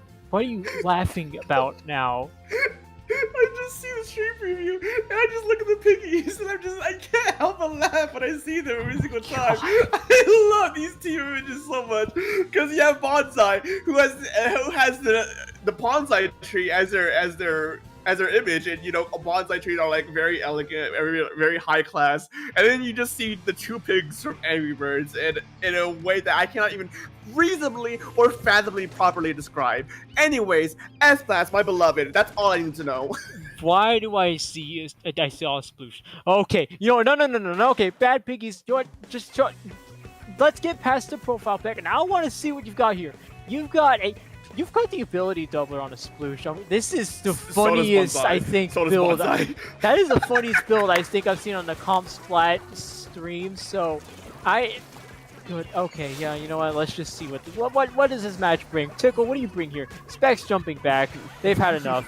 But no, both of these teams going scoreless within the first 30 seconds. We still see a lot of picks coming out. Well, actually, not a lot of picks. It's still a little slow until I say that, as Bonsai gets the wipe, and that should be the first push going to Bonsai. I was gonna say that we might very well see the tried and true special of Calambits of like a 4-minute stall miss before the final minute being the explosive one, but no, we might see the opposite of that, of the first minute being the explosive part of this game, and then we see the 4-minute soft fest happen afterwards, and we see no other points get scored here as Bonsai takes their points remaining all the way down to 27 and counting. 18 now, ends up managing to get a few extra ones before finally getting picked off, things resetting back to neutral. 18 remaining for Bonsai. That was a huge opener on their side. You know what? And actually, something I just noticed, that's two stamps on the side of Bad Piggies. Oh, okay. The more I look at it, the more I start to like question everything about this match. But so far, there is 51 points remaining, and there's still more points for Bad Piggies as they get themselves down to 30 remaining, and there's still more clams. That is some excellent management of clams. There's a lead for Bad Piggies. 3 left to get themselves to the KO, and they get the KO. Was that 100-0? I think that was 100-0. That was 100-0. We just saw Bonsai doing the extraordinary thing to get their points down to 18 points remaining. But Bad Piggies comes out of nowhere with the double stamp comp ability doubler. Sploosh-o-matic takes us 100-0. Wow. Well, I mean, it happens so quickly that I don't know, it's so weird because there's the wipeout, there's Bonsai going up to 18 remaining, and all of a sudden I think, okay, well, this is going to be another one of those sets then. And then yeah, we see it, 18 remaining, that's within the first minute. And I believe it's within the second minute of the match that Bad Piggies gets the wipe, and then all of a sudden, Bad Piggies has enough clams to get themselves closer to the lead. They get themselves closer to the lead. All of a sudden, they have more clams to lead, and all of a sudden, they have enough clams to close out the game. So, every team will get at least 1 minute's push. We're doing very neat things here. We're keeping things tidy, and Bad Piggies just happen to take most of the advantage out of that 1 minute push as we head on to Tower Ink 1. Tower Control Inkblot Art Academy, the classics, the tried and true, what many of people of us, especially us veterans who've stuck through this game since the very beginning, at least know very well the songs and the cries that have been done on this stage specifically. We all know it, we all love it, it's the true revert back to neutral, but the thing is, with a map like this, reverting back to neutral may not be the thing you want as Bonsai, as if this really is a neutral game and Bad Piggies are already in the lead right now, this game could very well go to Bad Piggies again, meaning now Bonsai is sitting at an 0-2 scenario, which is where you don't want to be. No, absolutely not. Any competitive Splat player will probably tell you that 2-0 does a lot of things to you, and especially when you have games as close as these where both teams are just teeing off on one another. So we're going to see what these teams come up with. Most of the same from both sides. We see a custom range coming out from Bonsai, and that Sploosh is going to stay on the side of Bad Piggies, so keep an eye on that, especially with Tower Control on Inkblot, because now you have more opportunities to use that hammer, especially with more slick spots here than you saw at Scorch Gorge. and already Okay. a wipe out from Bad Piggies. Bonsai just can't keep up with the speed of Bad Piggies. As Tri-Strikes comes out, they have a Booyah Bomb on the ready. The final Tri-Strike is thrown. One does go down from Bad Piggies, but they're already contesting that second checkpoint as Hammer comes out once again.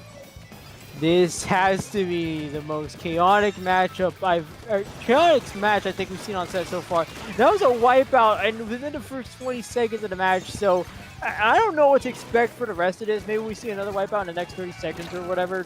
There's a lot of craziness, but there's within the first minute we've gone up to 58 remaining. So besides the picks, we haven't seen. We've seen a decent push from Bad Piggies, but we haven't seen anything as crazy as we saw in the last match. 2 players going down on the side of Bonsai means that Bad Piggies is going to continue their tower push, but will it be enough to get more points on the board? I don't know why I've been seeing one hammer throw and pop and then another hammer throw and pop after that. Just made me laugh. As you see, Bad Piggies just keeps their foot slammed down on the gas pedal as they get a few extra points, contesting getting a few points on that second checkpoint before finally falling out to a delayed wipe. Things are resetting back to neutral as Bonsai now has control over the tower, and they're looking to see who's going to be up first to contest their push back. There we go. Bonsai starting their first push. Can they get a pick? They do get the pick on the S-Blast.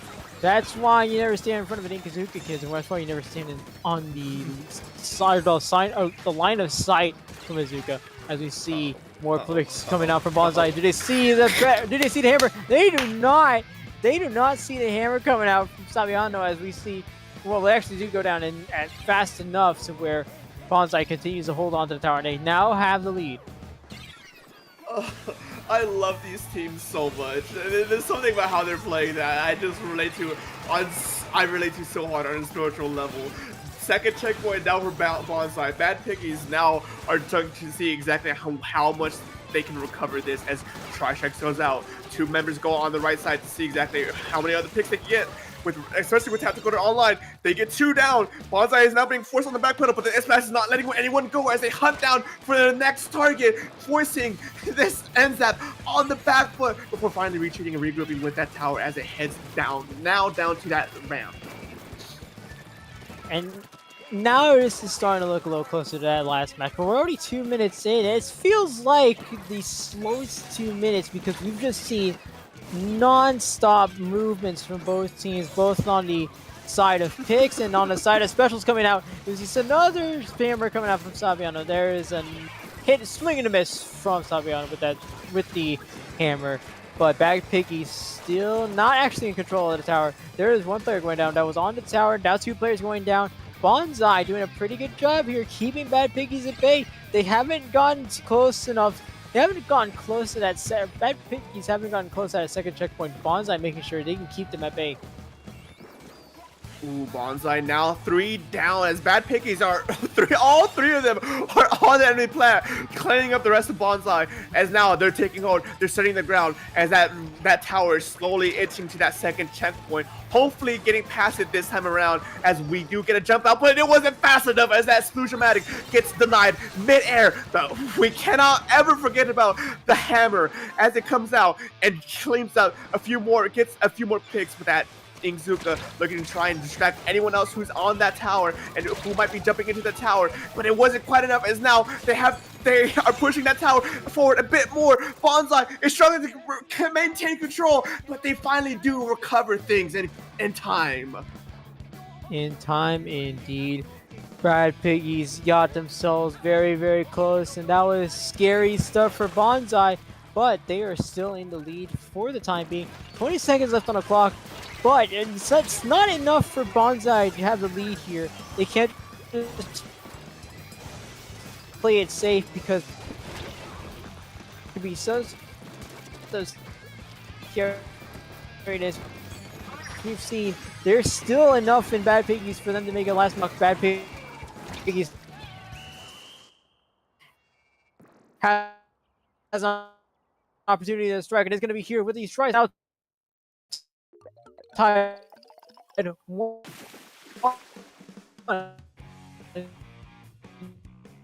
1. Because I believe we have lost What? one of our casters. And sorry, yeah, no, there was a disc. I've gotten a message from the caster that Discord is lagging. Is Discord lagging? I think we're covered now, and I think Discord was messing up. I think there was a quick hiccup server wide. But I think we're good now. I was keeping track of that last minute though. Surprisingly enough, the feed was perfectly fine. There wasn't any drop frames anyway, shape or form. I just couldn't hear anyone else. No way. That explains a bit, actually. But you know what? That's fine. We're tied 1-1. No major changes here as we head towards Game 3, which is Rainmaker on Undertow Spillway. We know Undertow Spillway. We all love it. In quotation marks. I want to be explicitly clear. It is a narrow map. It is a small map, and there really isn't too much you can do with it. The main path people go is the left side, right? But there always is that right side path leading up to the ramp to get quick and easy points. But that path is so dangerous and so hard to actually make it a consistent thing to do that no one ever does it or even goes for it in like a good majority of these matches. So, and with how these teams have been playing so far, I think if anyone's gonna try and go for that right path, I'd say Bad Piggies are probably gonna be the ones to do it. Yeah, no, it's gonna be Bad Piggies, and please bring out that sploosh again. I need to see that sploosh flank. We need to see that sploosh flank happen. There it is. That sploosh is gonna stay in here, and it's here to stay.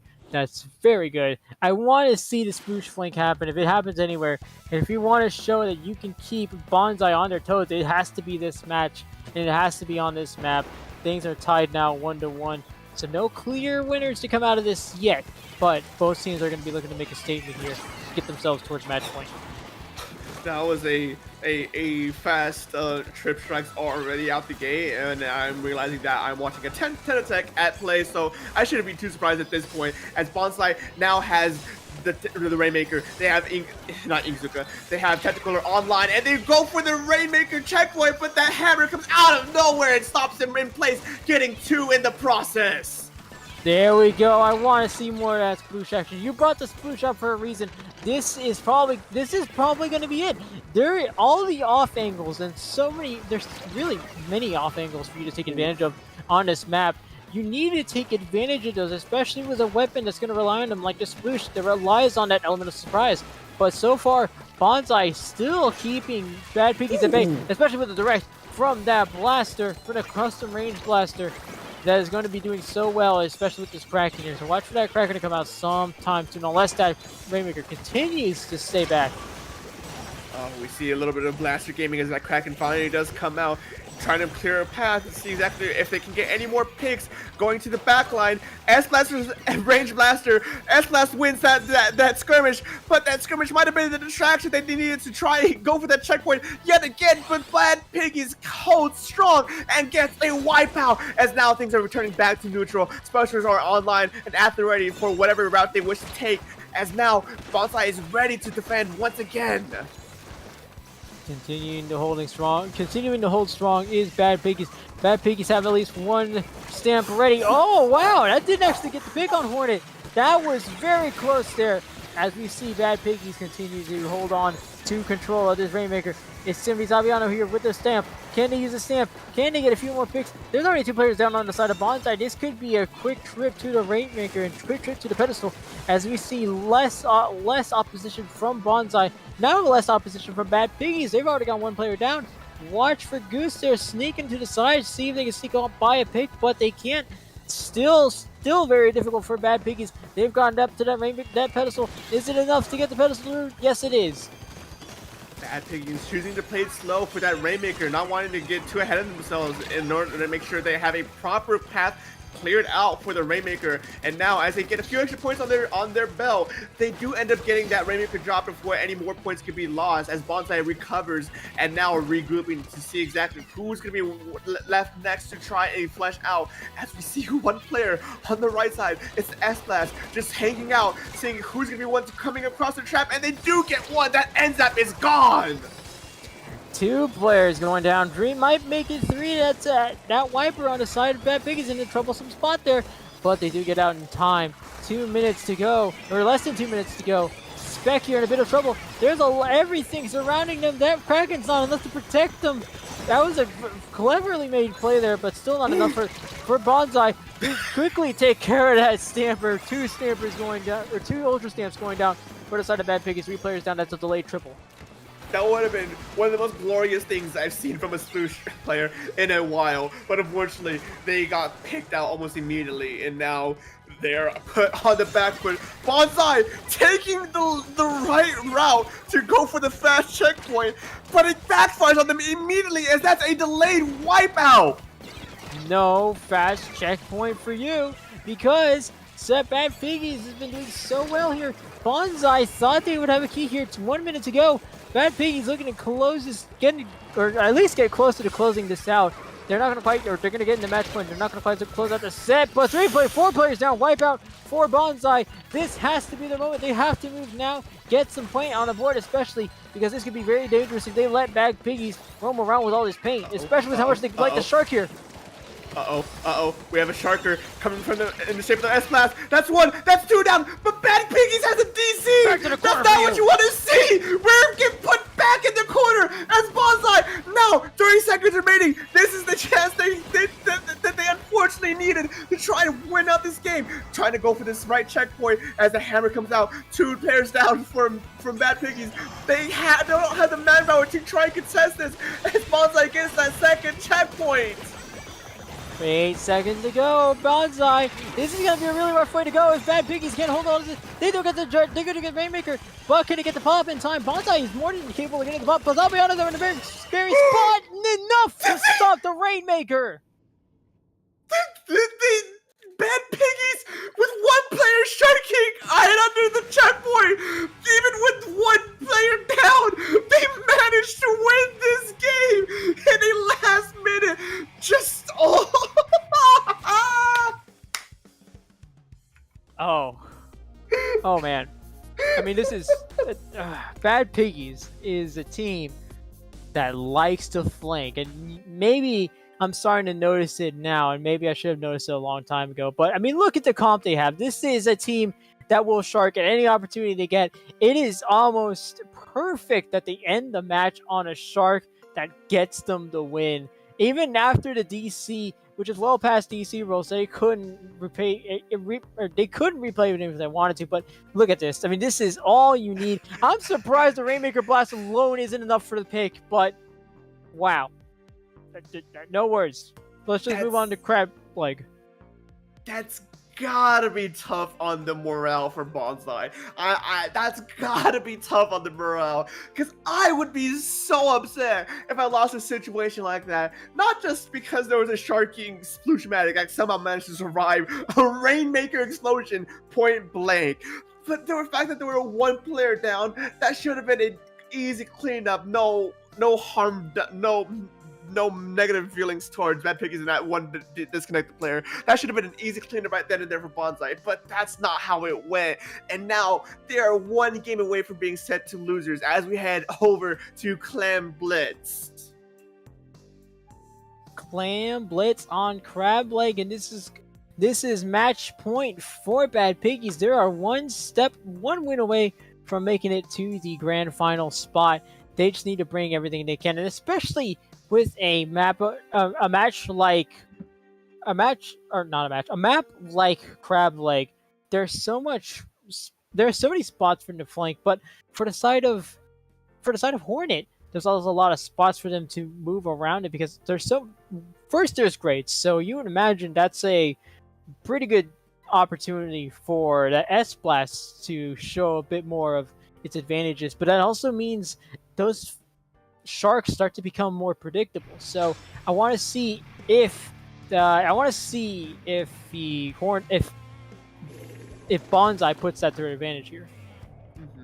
And one thing I do want to point out as we are heading to this next game, me and you, we have a history with CCA. And my history with CCA, with this memo specifically, is that there's always something wild that happens. It's always either an upset or an overtime victory or some crazy like 30-second victory or something like that on Clam Blitz, Crab Blitz specifically. So I have high hopes to see exactly how this game closes out, because now Bad Piggies, they're up 2-1 right now. They can close out this set right here now. Bonsai can make the comeback of the century and win these next 2 games to close out the set. This could go either way with how these teams have been playing. And on this map mode with such a history that I've seen so far, I'm excited to see what's going to be coming from this game. Bonsai now, or Bad Piggies now, having more advantage. Oh, that was a scary pick. That was a scary pop for Bonsai. If they hadn't taken care of that stamp, that would have been very dangerous for them. But they do, but they've gone 2 players down, so it's still a neutral game, still anybody's game here. Bonsai has a power clam, but they're likely not going to have enough to make the push now. They still need to wait for a few. They're still going to wait for a few more picks. Still see if they can get themselves on the board with picks. Oh, but no. the one getting on board with picks is going to be Bad Piggies, as Bonsai goes 4 players down. Do they have enough for a power clam yet? No. But they should have enough for it soon. I mean, there's enough for a power clam. Actually, enough for 7 clams, not enough for 1 power clam. So we're still going to wait for a first point here. It's such a good opening from Bad Piggies, but they didn't have the clan economy to do anything of it. And what I did like there is that instead of most players just going up to the clan basket and fighting under the clan basket, they just stayed back and just made sure that they hold mid and actually start generating some more clams and getting ready for their next push. As now, you see they have trip shocks ready, they have a power clam at the ready, and they have the specials they need to contest anyone trying to push back on that push up the ramp. And now they have 31 points and counting. Just sitting at 2 down, Bonsai has to try and see exactly how they want to recover this, as now things are being brought back to neutral. What is a good opening push by Bad Piggies. And Bad Piggies now holding on to their clams. We saw in that first game how well they were able to do with clam economy. We saw a little bit of it here, how they were able to manage those clams before making the push. So I want to expect to see more of that as Bonsai looks to make their first point of the game, first score of the game. There it is. 80 remaining. That's enough for that first power, or enough with that first power clam. Spec has enough to get themselves a quick lead, but Spec goes down. Saviano able to get that quick pick. Not enough for the lead. It's Bonsai's push. Bad Piggies remain in the lead. Now they're already contesting. Bonsai yet again under their basket. 2 down on each side and trade out. And I don't even know what fashion and what happened over on those right grades, as now both teams are forced to reset back to neutral.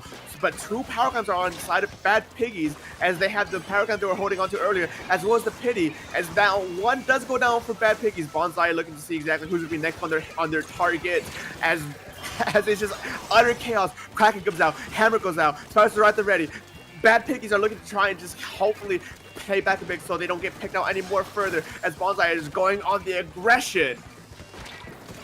And still on the aggression, they're keeping those pushes coming, but Spec actually able to get the trade before they go down themselves, taking 2 players from Bad Piggies to get that pick. But a minute 30 to go. Bonsai still hasn't pushed in yet. They need to make a push, and well, at least 1 power clam is going to be enough to get them the lead, because they only have 13 penalty points. So any power clam here is going to get them the lead. The question is, will they be able to have enough to keep that push going? Spec collects a few more. If that power clam goes in, they will certainly have enough to keep it going. 1 player going down from Bonsai, 1 player going down from Bad Piggies as well. 2 players going down on either side. Bonsai is now taking the lead, but how long do last and how much do they have to keep that push going? Spec gonna try to stick around the side here, gets at least 1 power clam in before they jump back. 67 remaining is that lead now. Bonsai holds on. But that lead historically has meant nothing to Bad Piggies, as they've gone back from 100 to 0 in a single push with how well they've been juggling the clan economy. I wouldn't be surprised if we see the same thing happen here again, as we had 38 seconds remaining. Bonsai is keeping the aggression up to get a few more points to just extend their lead as much as they can, but at the cost of 3 of their own players. Now, Bad Piggies are looking to reclaim mid to get as many clams as they can to get ready for their final push of this game, potentially of the set, as well as how well, depending on how well they do. And with Power Clam on, not Power Clam, Booyah Bomb online and 2 other specials on top of that, 2 hammers, might I say, on top of that, things could go either way here, as that Clam Biscuit is open and a trade away from these 2 teams. And it's the desperate pull to try and get the clams into that basket, but it's just not quite enough. And the jumping goes to get another, but they can't get there in time, as they close this game with a 2-point difference. I don't know if I saw that correctly. There was one player in that entire mix-up that had one clam, and that were so close to getting that lead, but Bonsai just barely holds on to take this game to a game 5. That wow, that is. Just gather yourself real quick. Just gather yourself real quick. In an unbelievable turn of events, Bad Piggies, what should have been the closing game for them, were unfortunately snuffed out by one clan. Or Bonsai, depending on your point of view, Bonsai managed to sneak in one additional clam right here on their final push, which won them their game. It's such a crazy thing to think about how it was just one clam difference. Ugh. I mean, look at how back and forth this set has been. You can even see it on the matches, on the sets alone. Bad Piggies, then Bonsai, then Bad Piggies, then Bonsai. Game 5, zone Tacklefish. I don't know what to expect anymore. It looks like whenever Bad Piggies has enough to just send it home, Bonsai finds a way to get themselves back into it. And with zones, this is a mode we haven't seen from either team. But with Bad Piggies, the way they play, I almost inclined to say that they have the means to keep keep Bonsai at bay. But with Bonsai, there's no telling what happens here. Mm-hmm. It's a funny thing to think about because the first 2 games, the winners of those games have been won with a pretty sizable amount or a dominant lead in terms of Bad Piggies in their first game. The next 2 games have been snub victories for the winning team. So for the Rainmaker game on Undertow, Bad Piggies barely won a game that should have been Bonsai's because Bad Piggies had one disconnect at the very end. The last game, Bonsai won a game that should have been Bad Piggies because they were off by one clam. They couldn't get that final clam at the end there. So it could be anyone's games here. We've seen both these teams have dominated over one another and have won against all odds over the other team. I can't tell you what way this game's gonna go. One game to go. It's game 5 here at Zone Tacklefish. Winner going to winners finals. Back to the corner for you. To the corner we go as we see once again the tried and true disconnect. That's unfortunate, but also it is their first disconnect in this set, so there's really their first legal disconnect, I should say. So there's no harm, no foul for these 2 teams. As we see a proper replay on that exhilarating match we just witnessed. And then 50 seconds left. I don't know. You know what? I'm starting to take my statement, the statement I made before the match back, actually. I saw the comps both teams are running, and I saw what Goose was doing within those first 10 seconds, going to the side there. If Bonsai could take advantage of that rapid blast or that range blaster, use the range to their advantage, and start to get some sneaky chip damage picks on either side here, both teams have an advantage they can take with the side rest. The question is, how does each team defend against that? It's something we're gonna have to find out throughout this set or this match, actually. These 2 teams, man, I genuinely enjoy this set that they've done so far. It is mind-boggling. I still haven't recovered from that last game. The fact that there was I think there was 2 jump-ins and they couldn't get one clam in time. It's such unfortunate, and I just, regardless of the outcome of this set here, right, and this game more specifically, I gotta give a shout out to these 2 teams for making it this far. And I know I say this after every match, but I genuinely do mean it, because doing this stuff is hard, and it's harder than most people think, and especially under the pressure of being streamed. So these 2 teams, you guys are doing great, and no matter who wins or who loses, I still think you guys did what you came to do, and I am proud of you guys. It's also worth noting that no matter who wins this set, they will be facing you, leader, at winners finals, who beat Corrupted Light 3-1. So you will keep an eye. I bet you leaders gonna be keeping an eye out for this set as we see the same comps obviously coming out from both teams here. But the first pick going to Bad Piggies, who have already started to make a move down the side there with that Splatana Wiper. 98 points to get the Bad Piggies is able to get from that pick, or from that lead change there. Nope, now it's up to 90 remaining, and now they have a little bit more leverage here. A few more picks on the board. That'll get them up to 80 remaining for the time being. A good start by Bad Piggies, getting 70 points remaining and counting as they're keeping Bonsai pushed back as far back as they can. But 2 does go down for Bad Piggies, Bonsai, and now we're looking on going the aggressive, and I'm going about to sneeze, so Needle, please take this away. All right, here we go. Now Bonsai is able to take control of the zone.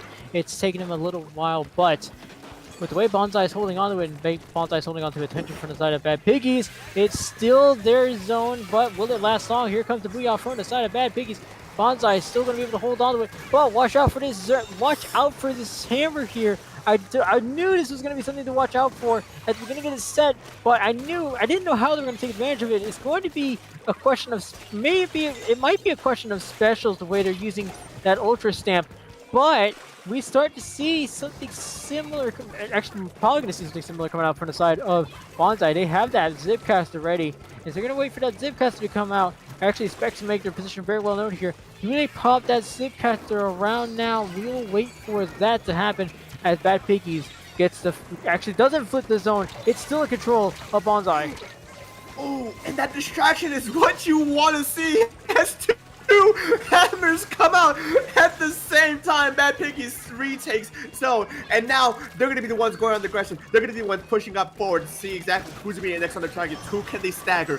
Who can they pick immediately? But the Kraken comes out and responds to try and break away Bad Piggies as best they can, and on top of that, they do get 1 pick, which is exactly what you want to see, as now they're slowly taking away at the lead, getting further and further, but it's still recoverable at this point. But you gotta contest the zone, and no one's contesting the zone as 2 goes down for Bonsai. And now Bad Piggies looking stronger than before. 20 ticks to go. It's still not very close. Another pick from Art Blank. Can they get another one with that hammer? Spec jumps out. It's not going to be enough. Bad Piggies will take game 5, and they're going to be moving on to winners finals. Oh, what a phenomenal set that was. These 2 teams were just going back and forth with each other, constantly taking these trades, constantly taking lead over another, and just playing to the best of their abilities. And at the end of the day, it is Bad Piggies who are going to be taking this victory over. Oh, sorry. I had a burp that came out of nowhere. It's going to be Bad Piggies who takes this game over Bonsai.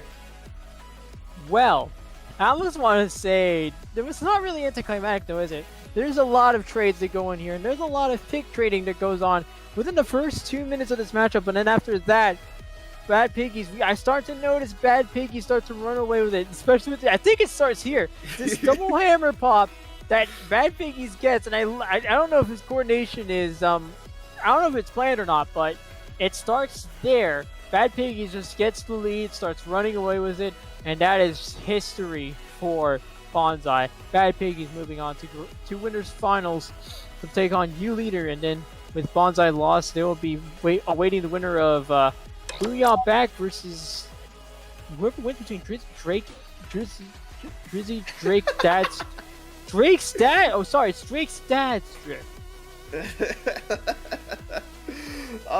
What a time we had here, Dino. These sets that we watched today have been so great and so entertaining, and I personally think, regardless of the outcome, these teams did wonderfully well today. No, of course there is a lot to look out for both of these teams. I almost want to say that there is a sneaky bracket run coming up from Bonsai. I guarantee it. But as for us, that's gonna be it for our commentary block. We still got another set waiting for y'all on the other side here, so we're gonna go and start plugging ourselves. I will be found at Nito Unused on Twitter, on Blue Sky, on Twitch on the rare occasion that I can and will stream. I guarantee you it will happen. If you want to find me, I'm gonna go to bed. It's 8 p.m. we'll get you advanced in here in just a moment, buddy. But where you can find me is SPF_dark. You can find me both on Twitter and Twitch and Blue Sky and mostly anywhere else, really. Where I'll be reposting a bunch of random nonsense. I stream from time to time, and I just all around have a good time. So yeah, you'll find me there. But that being said and done, that's gonna be our time here. But we're not just done yet, as we'll be heading off to our next set of casters. So go take a quick break, go to the restroom, grab some snacks, and stick around as we will be right back with more Squid Junction.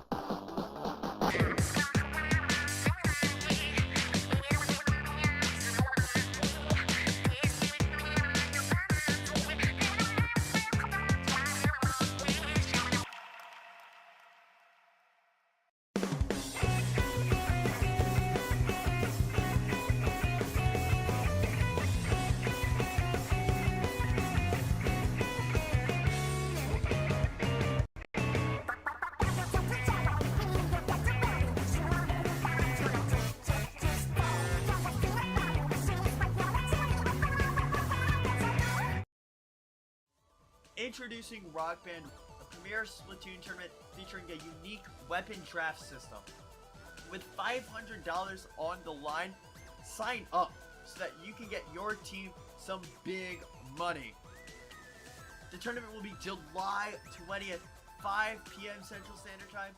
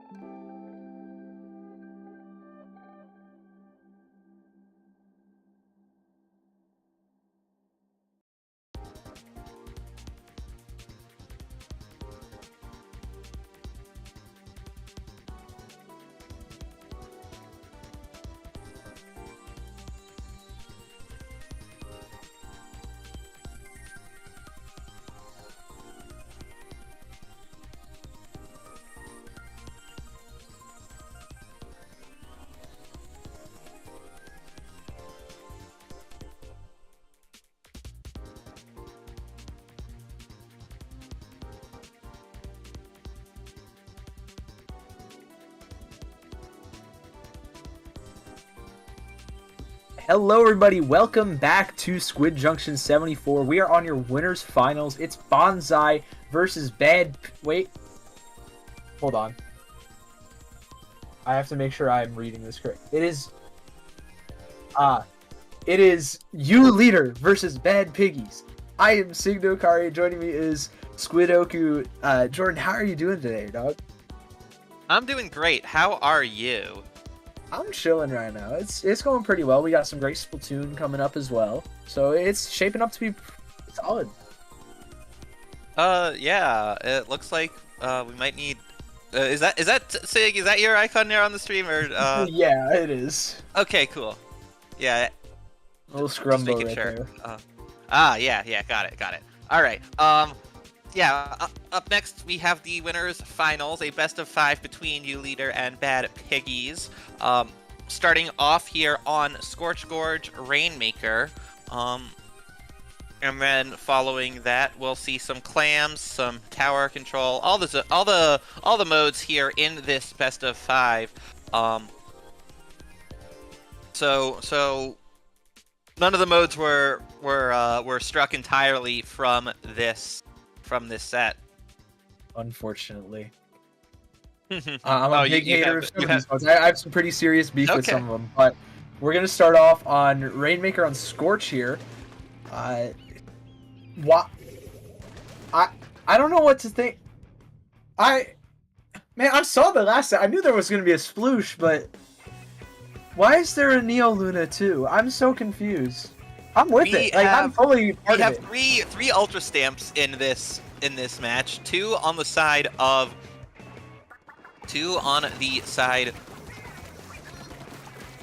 with the sploosh and the wiper, and the Luna Neo bringing the Luna Neo bringing that hammer from the side of You Leader. I'm excited for all these hammers, but at the moment we have that Trizuka coming out from that order shot from Bad Piggies. Yeah, Zipcaster's going to get popped pretty early, allowing you to jump out here. However, Bad Piggies is going to be able to pick up that Rainmaker and get a couple, but not much before getting shut down. And now Phantom is just stuck on their own in the right pit, able to get out just in the nick of time. However, Mickey is chasing them, as well as I believe it's Zenith on the Wiper. Not going to survive quite. And we've seen another trade towards that left side checkpoint. It looks like You Leader is finally getting a chance to run this Rainmaker, and they're going to take the lead, maybe the whole check, especially with this Ultra Stamp here. And that's going to set the pace pretty early, only a minute really taken off the clock here, and the score already in pretty solid favor of You Leader right now. Yeah, and you using that squid roll very nicely, diving through the Rainmaker, picking it up and into that little bit of paint that was laid down there to get it to the 52-point remaining mark and not getting it stopped at that checkpoint, because so often here on Scorch Gorge the push can get to the checkpoint but then stall out right there, and so getting past that will be a little bit of a nice points buffer here for You Leader for the moment. In the meantime, Bad Piggies have picked up the Rainmaker. They're using that Booyah Bomb to clear out the checkpoint, and the Ultra Stamp diving in through that Oh my gosh. storm, not that storm, that smoke screen of the Booyah Bomb, and getting, I think that was a triple there with that hammer, and that allows Bad Piggies to take the lead. Unreal triple there to create a ton of space for Bad Piggies. They get the lead, they get this pop afterwards. Cats is going to try and pick up the Rainmaker, try and get a few more points on the board.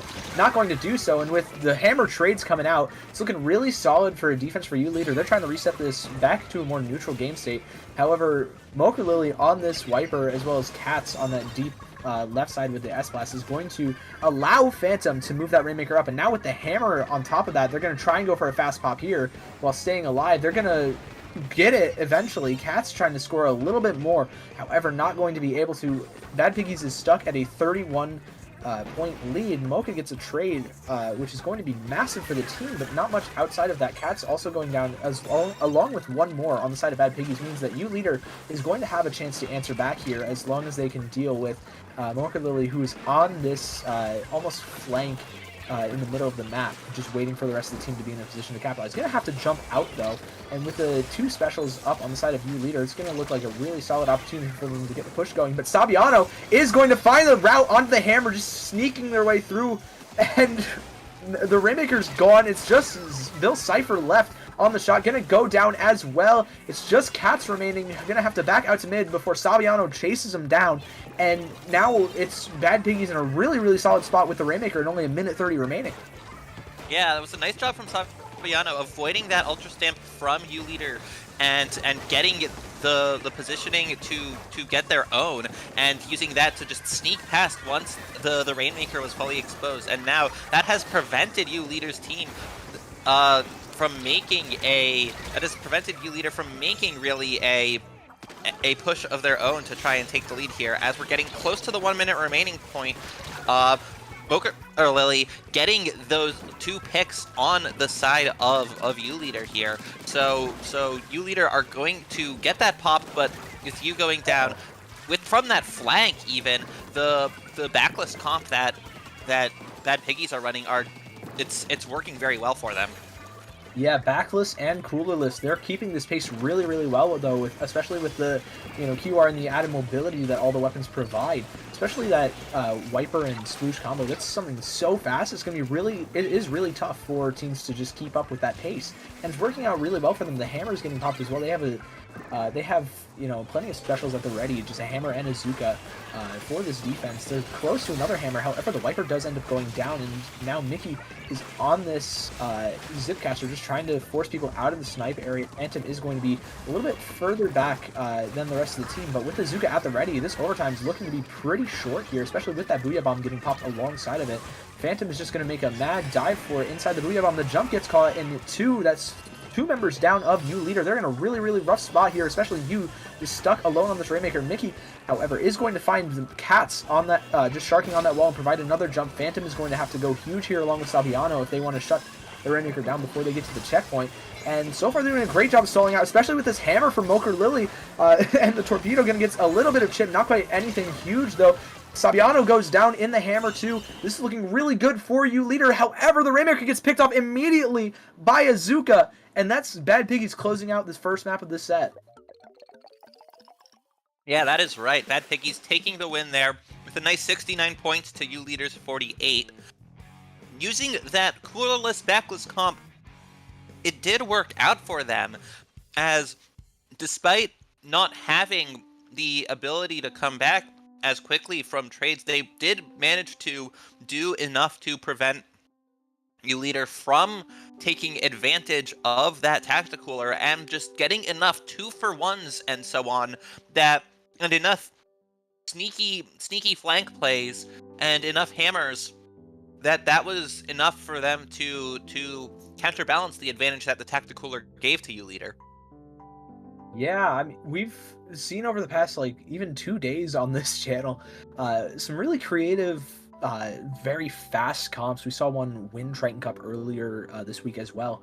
I think from a lot of similar players, but they have found a very interesting way to play around this meta of the cooler, everyone playing these super mid-range heavy options like the Stamper that we saw, and they've just been able to counteract that with their mobility and their speed. It's really interesting to see how they've been able to do it. I'm curious to see if they'll be able to keep it up though on a much more open, a much larger map on Crab Leg Capital on Clan Blitz.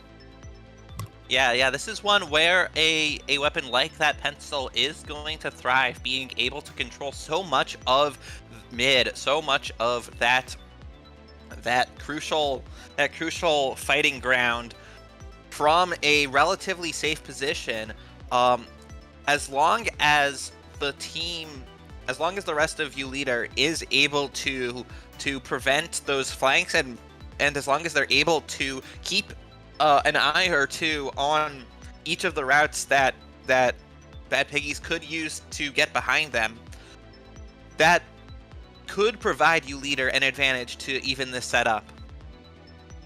Yeah, it definitely could. They have a comp that leans more towards this long range, and we can't really sleep on the Zipcaster either. It's a great way to close the gap really quickly, especially on those top left areas of the crates, where a lot of weapons will just struggle to move around sometimes, unless you're a Splatling. But we haven't seen Splatlings. We didn't see Splatlings in this game 1, so there's not a huge reason to believe that we will see one in this game 2, even though it's a much better map for it.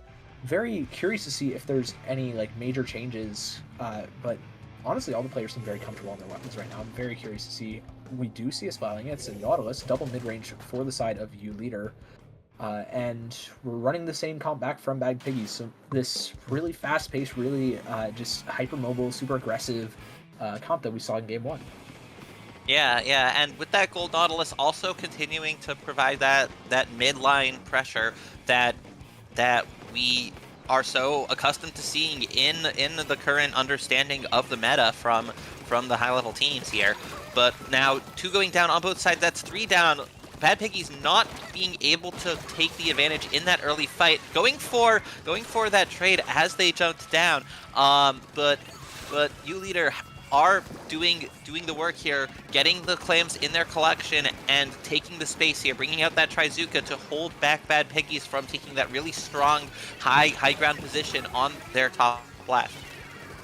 Yeah, and with, however, with the Nautilus 79 going down there, it's going to be a little bit more difficult for U Leader to try and get things going. However, Nikki on 26 and is going to find a trade with you on the Sabiano from the hammer there. It's going to be massive. It is another member of Bad Piggies goes down. You has a power clan at the ready, and CL Mickey and Mickey N26 are going to be looking for some kind of play to open up the rest of the map, open up a route for you to maybe get in and score this power clan here. Bill Cypher is going to just get under the plat and hold as much space as possible, going down to Mocha Lily's hammer.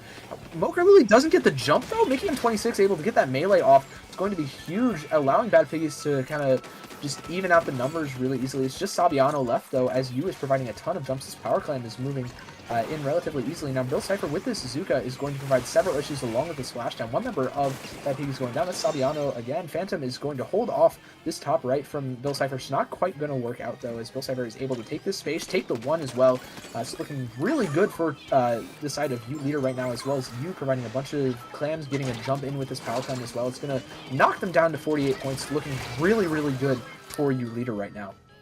Yeah, U Leader, they are playing a relatively slow game here, trying not to do anything too quickly, trying not to get rushed down by the players of Bad Piggies here. They know that if they can win those fights, if they can use that tacticooler to get these special advantage and hold onto it with that special charge, especially remaining when they go down with the tacticooler buff. That difference between their tools in their toolbox and what Bad Piggies are able to do is going to be enough for them to consistently hold the advantage here. And in Clan Blitz, you really do need to have that consistent advantage. There's another Ultra Stamp here from Mocha Lily trying to get something done, but both of the hammer players on Bad Piggies are down for a moment at least. Bill Cypher getting one more pick here, and now with another power clam ready to go, this could be another push ready and almost about to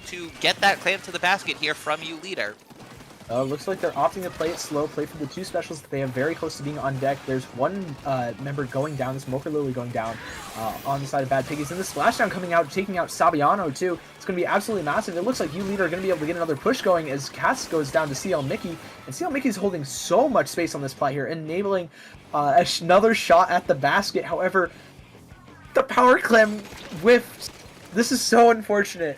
And now Bad Piggies are all back up in time to be able to just try and get something else going here. However, the rest of U Leader is able to hold strong in the spawn of Bad Piggies. This platform is not safe for anybody as Katz goes down to U. U is just trying to get some clams up and at the ready with 1:15 remaining. They don't really need to look for a score here, but they can to try and extend their lead. But it looks like they're not going to opt for it just yet. Mickey M26 is going to go down from that Zipcaster to Katz.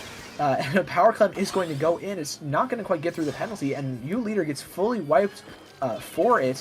And now it's Bad Piggies starting to try and make something happen. They have one power clam here. They have a second one that they can jump in from the pity, and they only have about 50 points to try and make up to try and take this lead back in the last 45 seconds.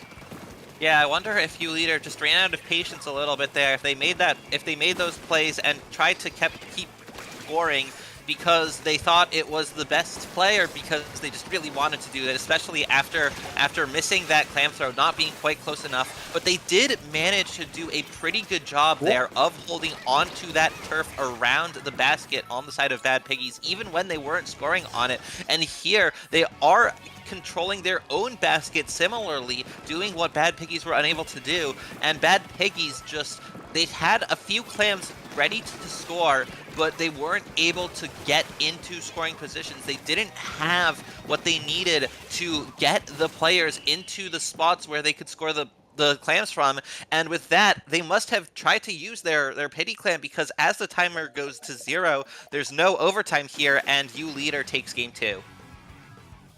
Yeah, U Leader able to hold that really strong, not allowing Bad Piggies to get anything going off of their push. They had 2 power clams in the flat, and they had, you know, very, very small windows to just get it going. They weren't able to, they were constantly just getting shut down by U Leader constantly, and it was really, really great defense that sealed the deal for evening up the set in this winner's finals. Yeah, definitely.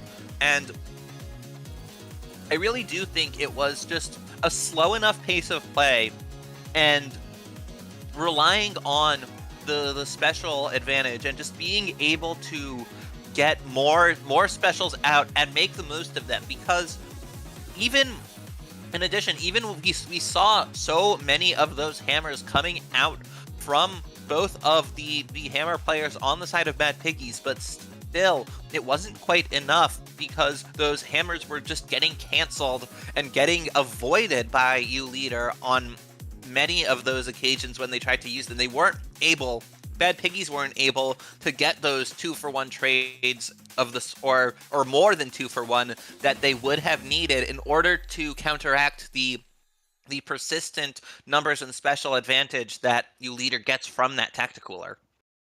Yeah, I mean, they do have some ways to play around it, but especially in the map in Crab Leg, it's very, very difficult to do so. You don't have a lot of cover to work around.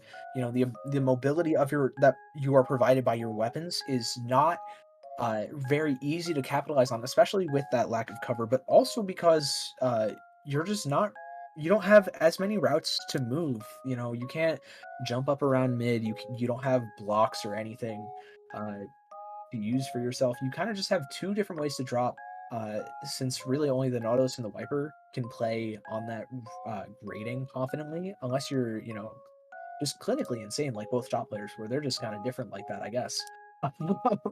So we are going Yeah. to move on to Tower Control Inkblot, El Clásico, if you will, for some competitive. This is not, yeah, this is not a set with counter picks, but this is the West's favorite counter pick, allegedly, according to some. But we'll see here on Inkblot Tower. It's a map mode that everyone here knows. Everyone who's playing has played it countless times, and I don't expect either team to change up their comp really significantly. I could definitely see U Leader sticking with that Gold Nautilus here, and I don't really expect Bad Piggies Oak to change much. However, we are going to need to restart here. There is a 0-second disconnect here on the side of Bad Piggies, so that should, if they are allowed 1 disconnect per set, that would use it up. Yeah. They have ended the battle here, and we'll just have to wait a little bit longer before we get right back into it. That's rough. That may actually... Oh, that's... I look over to my right. I see the chat. The first thing I see in the chat is just typical cats. That's... Man, that's unfortunate. No, yeah, we're gonna be waiting just a little bit, just for, you know, cats to get back in the lobby. Should be pretty quick, pretty standard stuff. You know, welcome to Splatoon 3. We paid $20. Yeah. And if you'll notice up here, we do have a pretty crucial, a serious look at a replay of that what we just saw there. We see a very important difference between the 2 comps that would have given U Leader a huge advantage here if they were going to play it out. If you'll notice, like right up at the top of the screen, the way that U Leader has 4 players on their team, whereas Bad Piggies has only 3 players on their team. That is a major difference. That is a difference of 1 whole player, and with an advantage advantage like that, with a consistent numbers advantage like that, U-Leader would have been all but guaranteed to win this game if they were going to play it out. Yeah, that's like a 33% advantage or something. I'm trying to crunch the numbers. I'm not very good at it. You know, there's a reason I never went to college for engineering, right? But mathematics-wise, it's looking like a pretty strong advantage there for U-Leader. You know, they're not going to play it out though, so we are going to go back to that 4-on-4 action that we see. We know it, we love it. So I'm honestly kind of want to talk about the 10 attack. We haven't seen that yet this set, I don't believe. Yeah, that's true. We haven't seen that 10 attack splatter shot on the side of Bad Piggies, or I don't know if we've even seen a Tri-Strikes weapon from either team yet, but especially on tower control, having that special weapon that can just GG block off the entire enemy tower, especially looking at the weapons that U-Leader are running, they don't appear to have a Kraken weapon, and that is essentially the one thing that could really survive a Tri-Strike on the tower, a player in Kraken form. So having that especially makes the Tri-Strikes a valuable end of game special, and they can also just be versatile and used in other ways as well, just to displace the players on the other team, regardless of whether they are on the tower or not. Wait, you're telling me that squid rolling through the strikes isn't a viable way of surviving? I'll get back to you on that. Oh, I've been playing this game wrong for almost 2 years now. This is unreal. Can't believe. Yeah. I mean, I am the least of an expert when it comes to the advanced movement techniques, but you can come to me for some analysis. I don't know where I'm going with this. But where we are going, it does appear we have news that the lobby, all 8 players are back into the lobby, and most of them have readied up. So we will be getting into this game for real shortly, assuming there aren't any other connection fiascos. Here's hoping. It's looking pretty good so far. We got most of the members readied up and everything. You know, it's going well. You know, we're just waiting. Hopefully we're loading in soon. I'm excited to see some of this TC action. You know, Cats plays the range blaster. I'm assuming that's going to be pretty solid. I don't know if it's range blaster, if it's still going to be S blast from Cats. Either way, blasters are pretty solid on this map, on this mode. I'm very curious to see how that fares for Bad Piggies as we end up loading in on this map. Yeah, in any case, we are going to get right into it. Cats is back into the room. We have all 4 players on both teams. That is the comp we saw from the side of U-Leader, and Cats is continuing to stick with that S-Blast 91. Now, still with that Booyah Bomb, as well as the Tri-Strikes. We actually did see that you did have Cats on the Booyah Bomb, and so that would still, regardless, be a GG special to use here if they didn't have the Tri-Strikes. That being said, one player is already down on the side of Bad Piggies, and that is their Wiper, so they will need to maybe win some more fights if they are going to want to take an early lead here. But one going down on the side of U-Leader as well. It's still a relatively neutral game here, with both teams having a presence in mid and fighting it out there, but with U-Leader able to get 2 players around behind Bad Piggies. Bad Piggies do go 3 down there, and that is an early score from U-Leader. However, U-Leader do not have anyone on the tower at this moment, and Bad Piggies they do go 2 down, and so U-Leader going 2 down allows Bad Piggies to take the tower, and Bad Piggies are the ones who are the first to make it to checkpoint 1. Yeah, and it looks like they're going to be the first ones to break it, as well as 2 members of Bad Piggies Make That 3 are already up onto the platform of U-Leader. 2 members of U-Leader also going down here means that there's going to be a really good shot that Bad Piggies can break through the second checkpoint. Zuka doesn't find any picks. 2 members standing strong, just Cats trying to hold bats here against Nikki. It's going to make things really, really difficult. However, 3 members do go down, make that a full wipeout in favor of U Leader. They're going to be able to get some offense going on this map now. Finally, they have some specials to get through as well. They have a Zipcaster, they have a Cooler at the ready, immediately popping that, and a Splashdown. It's looking really good for at least a first checkpoint, maybe even a second in the lead swap for U Leader. As I say that, the strikes end up taking out a member of, on the tower, but Mickey and Yu are popping off right now. They are making so much space and providing great jumps for the rest of the team. And Mickey is just going to pop the splashdown here, going to try and clear as much space as humanly possible, taking out Cats. This is going to be absolutely massive for U Leader. Yeah, that's a big deal, especially now that they're already at that checkpoint. They haven't even needed to fully clear out the bats here on the side of Bad Piggies, but they still weren't quite able to take the lead because Bad Piggies had already done that before. They had gained it to 43 remaining. U Leader only getting to 45. If they're able to make another push, it'll be a lot easier for them to score more points because they'll be able to get there without that time penalty. But in the meantime, Bad Piggies, they have 3 specials ready to go here, using those tri-strikes, and in fact, using one of their ultra stamps here as well. Getting that fight in mid, but going down to that Splatana Stamper, and Bad Piggies aren't going to increase their lead at this point. Getting 2 for 1, but still, it's only 2 on 2 here, and U Leader spawning back in with that tacticaler quick respawn. Yeah, Cat's finding a pretty big trade onto the Stamper player of Bad. Onto the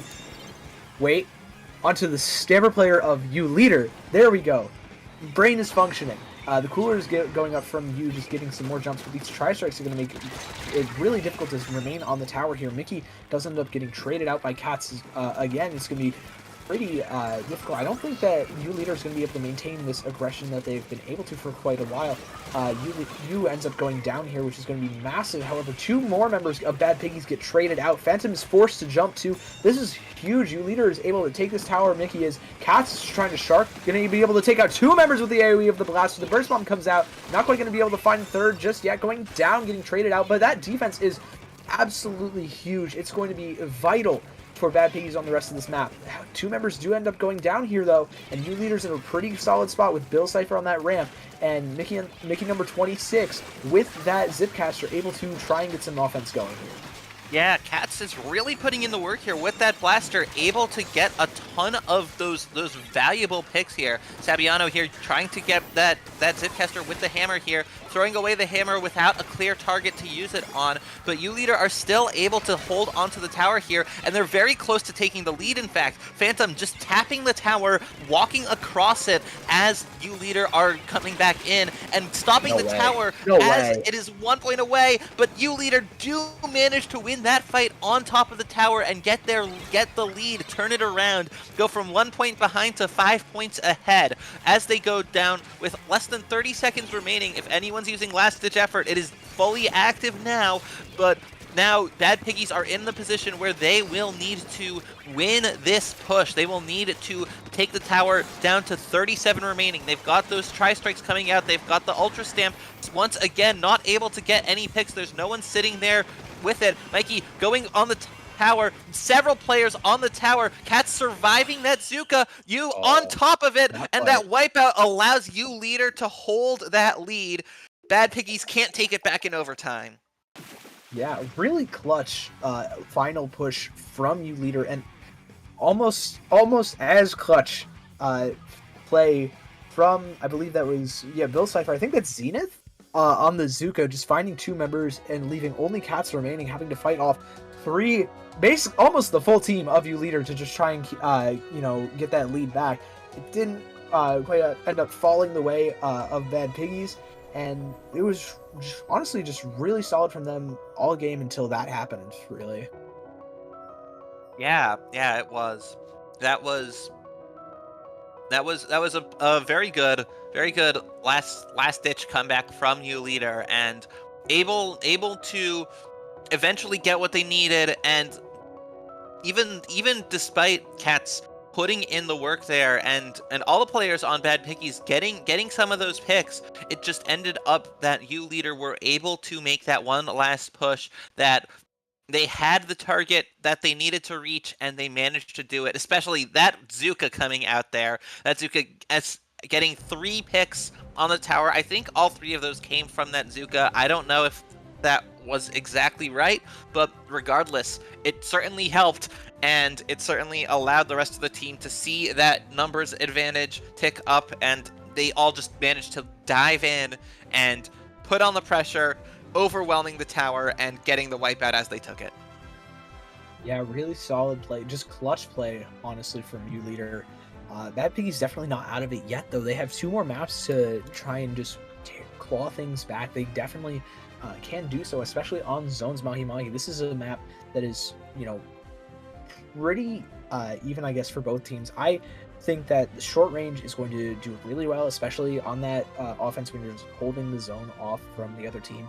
I think that especially that Wiper is going to just be able to make some huge plays with the Stamper, with the Ultra Stamp, with just the main weapon. It's going to be really solid for them. But also, we've seen how good the comps can, how good just, you know, shot pencil and comps like that, cores like that can be on this map. We've seen it, you know, time and time again, really. And I mean, I don't know what you want me to say about it. It's just a really solid comp, especially on, you know, one of Pencil's best maps. Yeah, and especially having that Stamper and that Gold Nautilus, the biggest threat, I think, to them getting in, if Bad Piggies are able to take the zone, the biggest threat that I can see to them is Katz's Blaster there. But having that Splashdown and having that Zipcaster can just cut through the noise and get right to... Well, the Zipcaster can get right to Katz, and the Splashdown can put a lot of burst damage onto players on or near the zone here. We have once again that T-Tech and the same comp coming out from both teams as they had in that last game. Now, I think you, leader, are in a pretty strong position here, especially being up 2-1 on this set. However, that Stamper does go down, getting picked off early, and even though it is a 4v3 numbers advantage, it's now 4v2, 3v2, 2v2 here. That Ultra Stamp coming out, not getting anything done, and it looked like it could have been an early lead for Bad Piggies, but instead it just quickly turned around the other way, and now it is you, leader, in control of the zone and holding the advantage here. Yeah, the strike's coming out, not going to be able to, you know, capitalize on maybe neutralizing the zone here. The Splashdown coming through, finding 2 picks. It's just Sabiano left on this hammer. Going to find 1, but going to end up immediately getting traded by you, leader. You know, really just another full wipeout is going to be massive, just getting so many points on the board. The water fell. Now all of Bad Piggies is kind of just stuck in their spawn, just trying to make things happen. They're close to a couple specials here. They have the hammer and the Booyah Bomb, and now another hammer at the ready, but with 30 points remaining, they're going to be making a move pretty fast with these Tri-Strikes and Booyah Bomb. Will it be able to completely flip the zone? Not quite. It's going to be able to neutralize, though, for sure, but nobody's able to quite capitalize on flipping the zone here. 15 points remaining. It's going to be very, very difficult for them to even find a way in with Bill Cipher on this left-hand side. It's just holding off 3 members of Bad Piggies, finding the second in the zone. That's going to be a full KO for you, leader, just to capitalize on the set and send them to grand finals. Yeah, a complete shutout, not letting Bad Piggies score a single point there as you, leader, after dropping the first game of the set, taking the next 3 in this best of 5 and advancing to the grand finals, sending Bad Piggies down into the losers bracket. Yeah, really just great plays there from start to finish from you, leader. You know, they got the first wipeout just to get, well, almost a full wipeout. They forced the last person to jump. And then they got the full wipeout on the first attempt to get back in, and then they just held the rest of the way, incredibly strong. Everyone playing their positions really well, and Bad Piggies just wasn't able to get back in after they got locked out. This is, you know, something that you can really struggle with a short-range comp like Bad Piggies, and, you know, we just saw it play out basically perfectly. Or at least those flaws played out perfectly by you, leader. Yeah, definitely. So we'll take a look at the bracket here. We in fact see that we'll see corrupted Light in the losers bracket semifinals. They have already made that spot, but fighting for the other spot in loser semis are the 3 and 4 seeds all of the top 4 seeds are still in this tournament. Bonsai is currently up 1-0 against Go Offense, but the winner of that set will be advancing to the loser's semis, and the loser of that set will be sent home. Yeah, they're going to be facing off against Corrupted... Corrupted Light. Corrupted Light. Thank you. They're going to be facing off against Corrupted Light, who have really kind of crafted a pretty solid run for themselves right now. You know, already in the top 4 of Squid Junction, doing pretty well for themselves, especially as that 13th seed. But they're going to have another huge test in front of them between the winner of Bonsai and Go Offense. We'll be right back with you with that set in just a few minutes.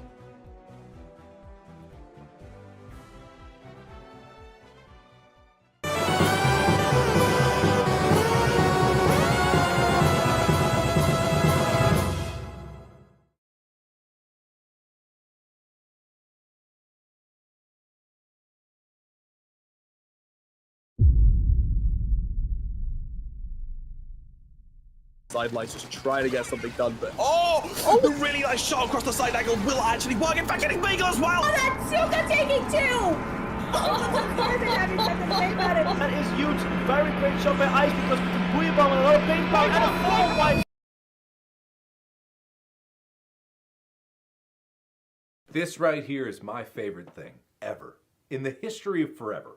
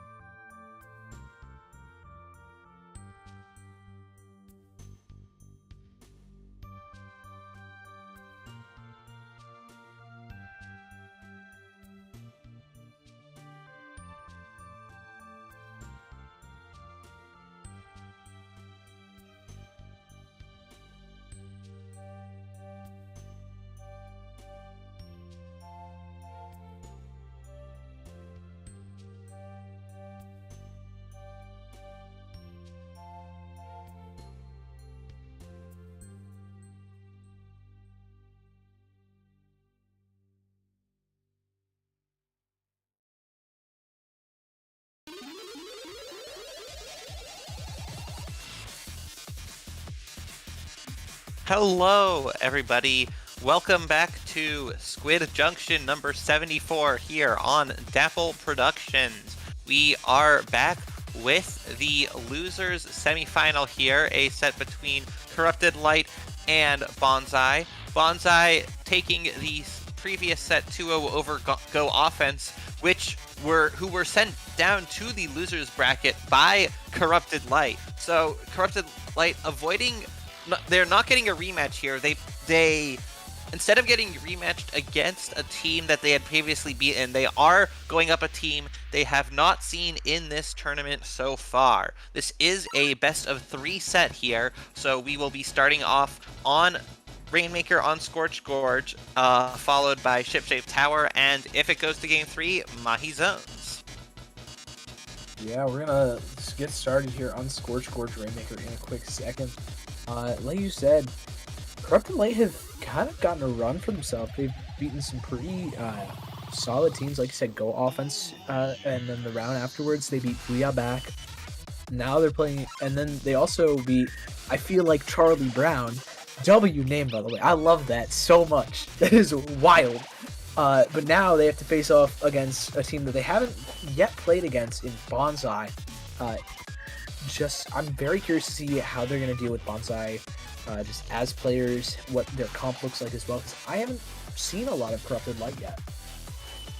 Yeah, neither have I, and we'll see what they are bringing to the table that was able to get them so far, especially onto the winner's side, because they only got knocked down to the loser's bracket in the winner's semis by U-Leader, the #1 overall seed, and the team going into grand finals from the winner's side. So Corrupted Light here will be in a pretty good position, especially compared to Bonsai. Bonsai, on the other hand, they were also knocked out in the winner's semis, however, on the other side of the bracket. So these two teams beating each other for the first time here. We see an interesting comp there with no pencil, but they are the Double zap! Using the squeezer cooler.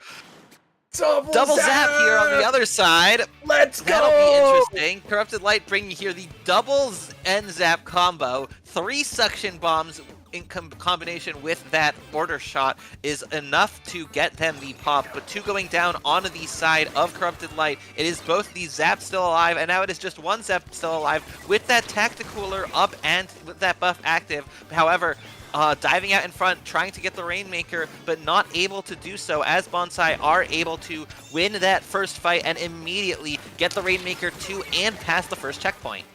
Yeah, they got it knocked down all the way down to 34 points, and they have a Kraken from Goose able to provide some jumps. This is already massive. Corrupted Light is not quite able to keep up with the pace of Bonsai just quite yet. They don't have the coolers up. Ali does end up going down as well. The Goose here finding an amazing direct, trying to find this pick onto the Splashdowning Custom Blaster of Corrupted Light. Not quite going to be able to. This Rainmaker is going to be reset, going to reset back into mid and give Corrupted Light a little bit of an opportunity to try and just get things back up to speed for them, try and get back into mid a little bit.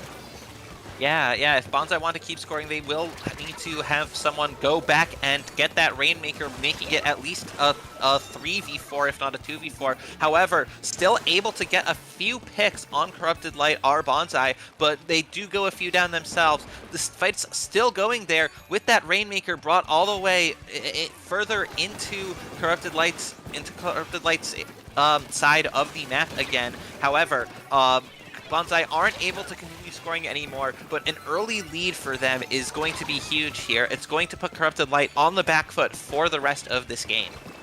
Yeah, however, Corrupted Light are able to get a little bit of stuff moved into mid. The Splashdown does come out from the Custom Blaster, not quite going to find anybody, and actually the Custom Blaster is going to go down. Bonsai is going to be able to pick up this Rainmaker. However, 3 members of Bonsai go down. It's just Spectre remaining. Can they at least find the one onto Ali? Yes, they can, but they get traded out immediately, and now Corrupted Light finally has a turn to try and get things going for them. Exoshi on this Custom Blast is going to try and just get things started here, just trying to just pepper people with shots and capitalize off the amount of paint they're getting from this double zap.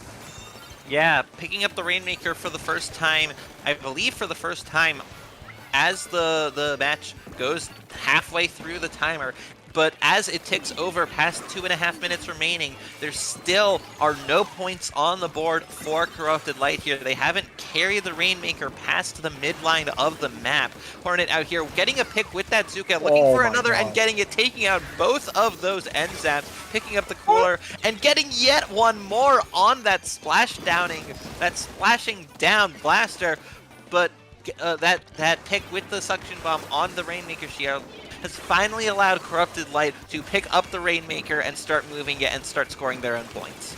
Yeah, they finally got some points, but now they have to deal with Spec, who has a zip caster. They do so. It's just Hornet and CJ left standing in front of this zone. But Goose is able to get back in on that top left, dropping down, going to get traded out. It's Nanahira trying to fight Hornet on this squeezer, closing the distance really, really well. Spec is the only one really able to kind of deal with this Rainmaker, but they're getting forced off too. CJ having to drop as well.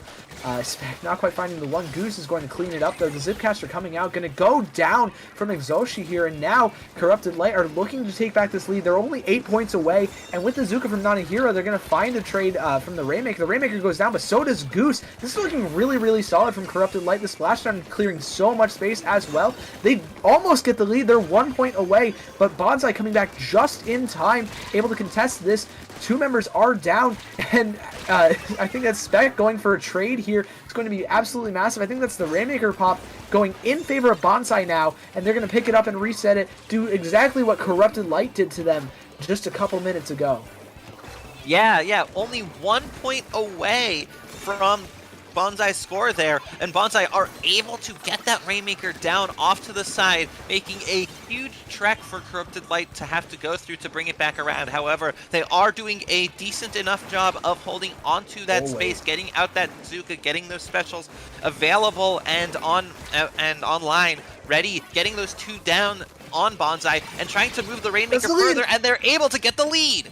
Oh my gosh, that's the whole lead for Corrupted Light. They have taken it in the dying seconds of this map, and now Bonsai are on the back foot. They have no specials to work with right now, but they do have picks. That's one of the Zap players going down from Corrupted Light. They're going to need to make a miracle push here happen, and with it, Exoshi just almost getting on top of the Rainmaker. That's going to make things really, really difficult, especially with two members of Bonsai going down. It's a 3v2 now in favor of Corrupted Light. Going to find some trades, going to find two picks for the price of none, though. This blaster gets shut down before the splashdown can even happen. It's just Chendi left on this Zap. They're going to just spam some bombs and try and wait for their teammates to get back up. This triple suction is doing so much work, just stalling out, finding some picks as well. It's only 15 seconds remaining on this Rainmaker, and they're going to go down. Exoshi finds the route and takes out the Rainmaker carrier of Bonsai and allows Corrupted Light to go up 1-0 in loser semis. That was a long overtime here, but Bonsai managed to Bonsai did not manage to take the lead here. It was Corrupted Light who held on, and in fact, after Bonsai's initial lead, Corrupted Light, they spent so much time carefully holding onto the Rainmaker, moving it forward but not fully committing, and eventually, after a long and methodical push, Corrupted Light made it to the 35 points remaining. But then at the end there, after they had lost the lead to Bonsai, they were maybe a little bit more desperate or a little bit more opportunistic there, but just diving in to take the lead with only 22 seconds left, and that allowed them to have the advantage and allowed them to just need to defend from Bonsai, who had to put up together one final push. And as hard as they tried, they did make significant progress, but they weren't able to actually get the Rainmaker as far as they needed. No, again, like you said, they made a lot of great progress there, but they weren't able to bring it back to what they were able to do, what Bonsai was able to do just earlier in that round. Bonsai, played great defense throughout basically the entire map there. It was just a single decisive play just from the side of Corrupted Light that allowed them to take the lead there, just running into the bomb. Really solid play from them. Let's move on to tower control on Sturgeon, though. really curious to see if they stick with the double zap comp on the side of Corrupted Light. It looks like they will. Let's go, baby! The quad suction bomb too. We are so back. Yeah, that is 4 suction bombs out here from Corrupted Light. They are here to play. They've got that tacticooler. One of those tacticoolers already out as 2 of them go down. Another tacticooler was ready to go, but since they had the buff from the first one, that they managed to hold onto that charge. However, Bonsai are the first to take the tower, even though Corrupted Light are coming back quickly from those deaths, from getting splatted. They are still losing the position that comes from just staying alive. And now, with Bonsai able to get the tower to that first checkpoint, they're still getting more picks, and they're getting more of that special charge from that tower, from having the control of the tower, which really is the name of the mode here. Goose getting a pick, looking for a second one, winning the blaster fight there with some help from the team, and now they are able to get through that first checkpoint, but Corrupted Light have taken the tower, and they now have a numbers advantage of their own and are able to sustain that and move the tower themselves. They are scoring some points here, and now let's see how far they can get through the first checkpoint here on this push. Yeah, looking pretty solid for them so far, forcing Bonsai all up onto the plat, but with the cooler coming out from CJ, CJ and Spec are going to be looking for fights in this mid. They're going to find one, get a trade for Goose there, but the rest of Corrupted Light is able to find a lot of big trades, going to take that lead as well. Shendy is going to try and fight Spec, force them to jump out at least. This tower is still getting pushed, by the way. Bazooka coming out from Nanahira, and the answer from Hornet 2 is going to make things pretty tough. You know, the artillery barrage from both sides finding 2 picks on this onto Corrupted Light, though. But Nanahira's on this flank. Can they get one? They get one. They almost get a second one, but Spec takes them out on that Zipcaster Goose, just trying to force people off of tower, make them uncomfortable. Finding the pick onto Ali is going to be absolutely massive, especially for evening out the numbers disadvantages. 2 members of Bonsai go down in court.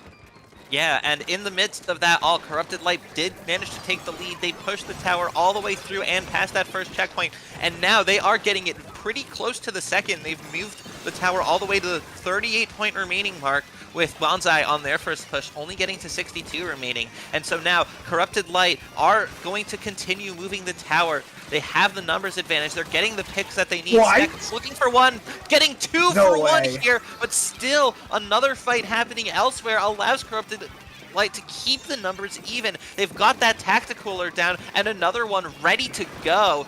And so they are going to just keep moving that tower.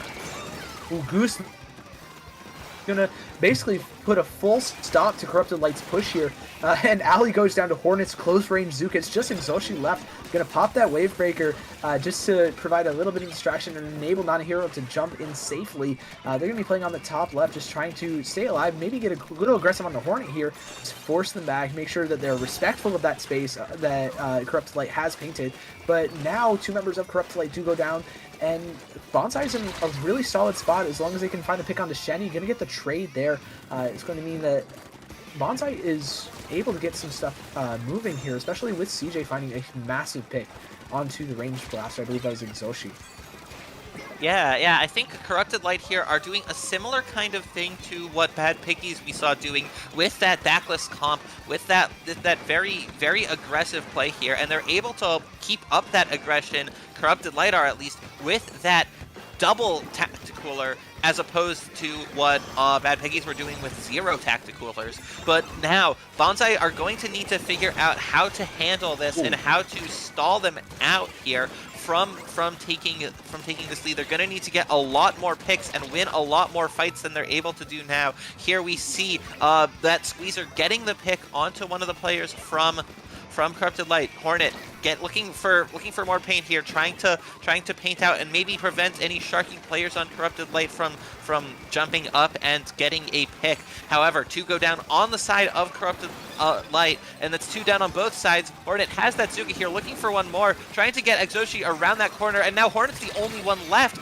not able to ride the tower. The rest of the team got it to 44 remaining, but they still need 11 more points if they want to take the lead. But now Corrupted Light has the advantage here. They have so much paint, they have numbers, and they have the players up, and they're going to prevent Bonsai from doing anything here if it keeps going like this. But that Kraken coming out from Bonsai has a tower. They'll need to hold on to it. They'll need to take overtime at this point, and this could be a chance for Bonsai to come back. I don't know how this could go. Yeah, it's looking really, really solid for them, able to maintain this tower, but one member jumps off, one member jumps in, but it goes down, and all of Corrupted Light rush the tower. They take the set 2-0 over Bonsai and continue this insane run into losers finals. Yeah, Corrupted Light, despite being a lower seed, the 13th seed, not even in the top 12 here, they have secured top 3, moving on to the losers finals here, where they will play against Bad Piggies. This could be a very exciting, a very hectic, fast-paced matchup between two teams that are throwing everything at each other. One team with 2 coolers, one team with none. We'll see if that's how they choose to play it, and they'll see how it ends up playing out. Yeah, they have booked themselves a ticket to top 3 of Squid Junction. This is absolutely massive for them. They've taken so many big names, and they're looking to take some more.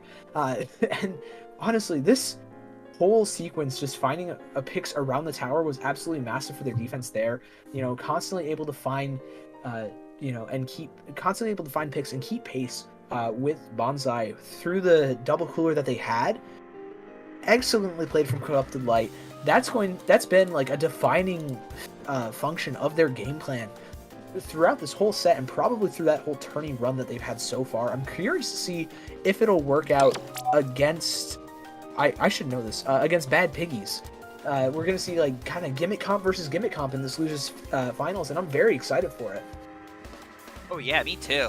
I'm also very excited to see what these teams bring to face off against each other and how they approach this set.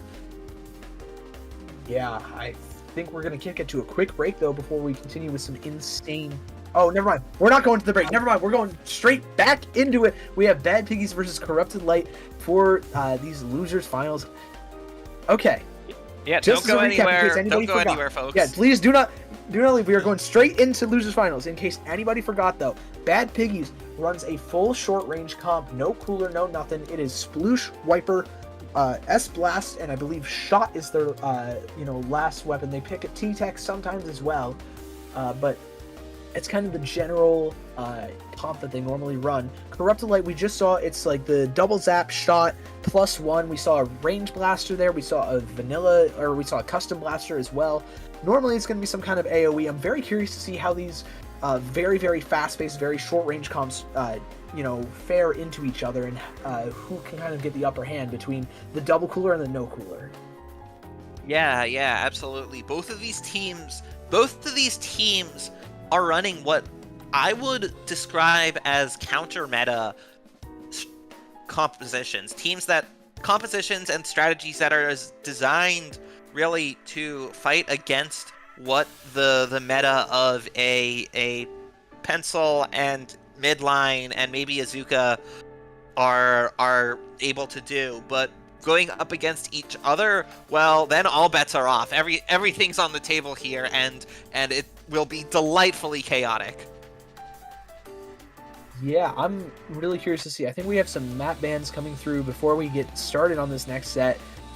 There's going to be no zones, first off. That's the immediate ban. It's still going to be a best of 3. And I'm waiting to see what the second map mode they take out is. We don't see the maps, but we do see the modes. So right now we have 2 clams, 1 rain, and 1 tower. Currently I'm waiting on, I believe, Bad Piggies to ban out their map mode selection.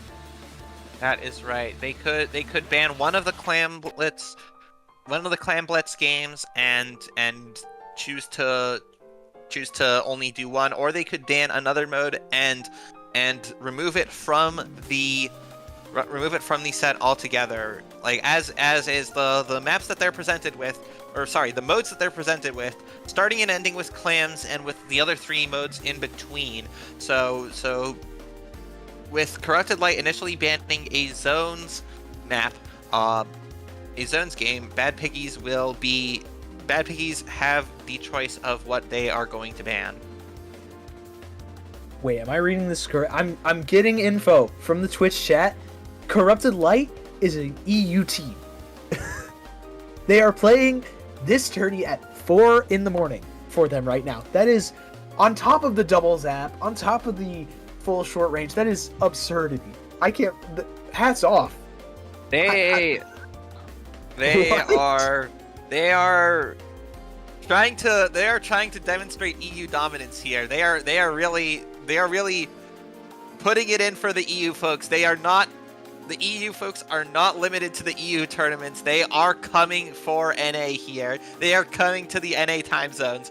And with that ban from Bad Piggies banning that Game 1 Clan Blitz, that means we will be having Game 1 Rainmaker on Humpback Pump Track. Alright, something that we haven't seen on this block just yet. Something that has quickly become one of the most played Rainmaker maps in recent memory. Humpback Pump Track, definitely, kind of a more linear, I guess, more predictable Rainmaker map, but that doesn't mean it's any less interesting, especially playing around that elbow, and especially with these comps that we're going to see. I'm very curious to see how Bad Piggies is going to play with double hammer around it. The special seems to be pretty inconsistent, especially on all these slopes where you can almost shoot under it a little bit. I want to see how they remedy that a little bit during this set.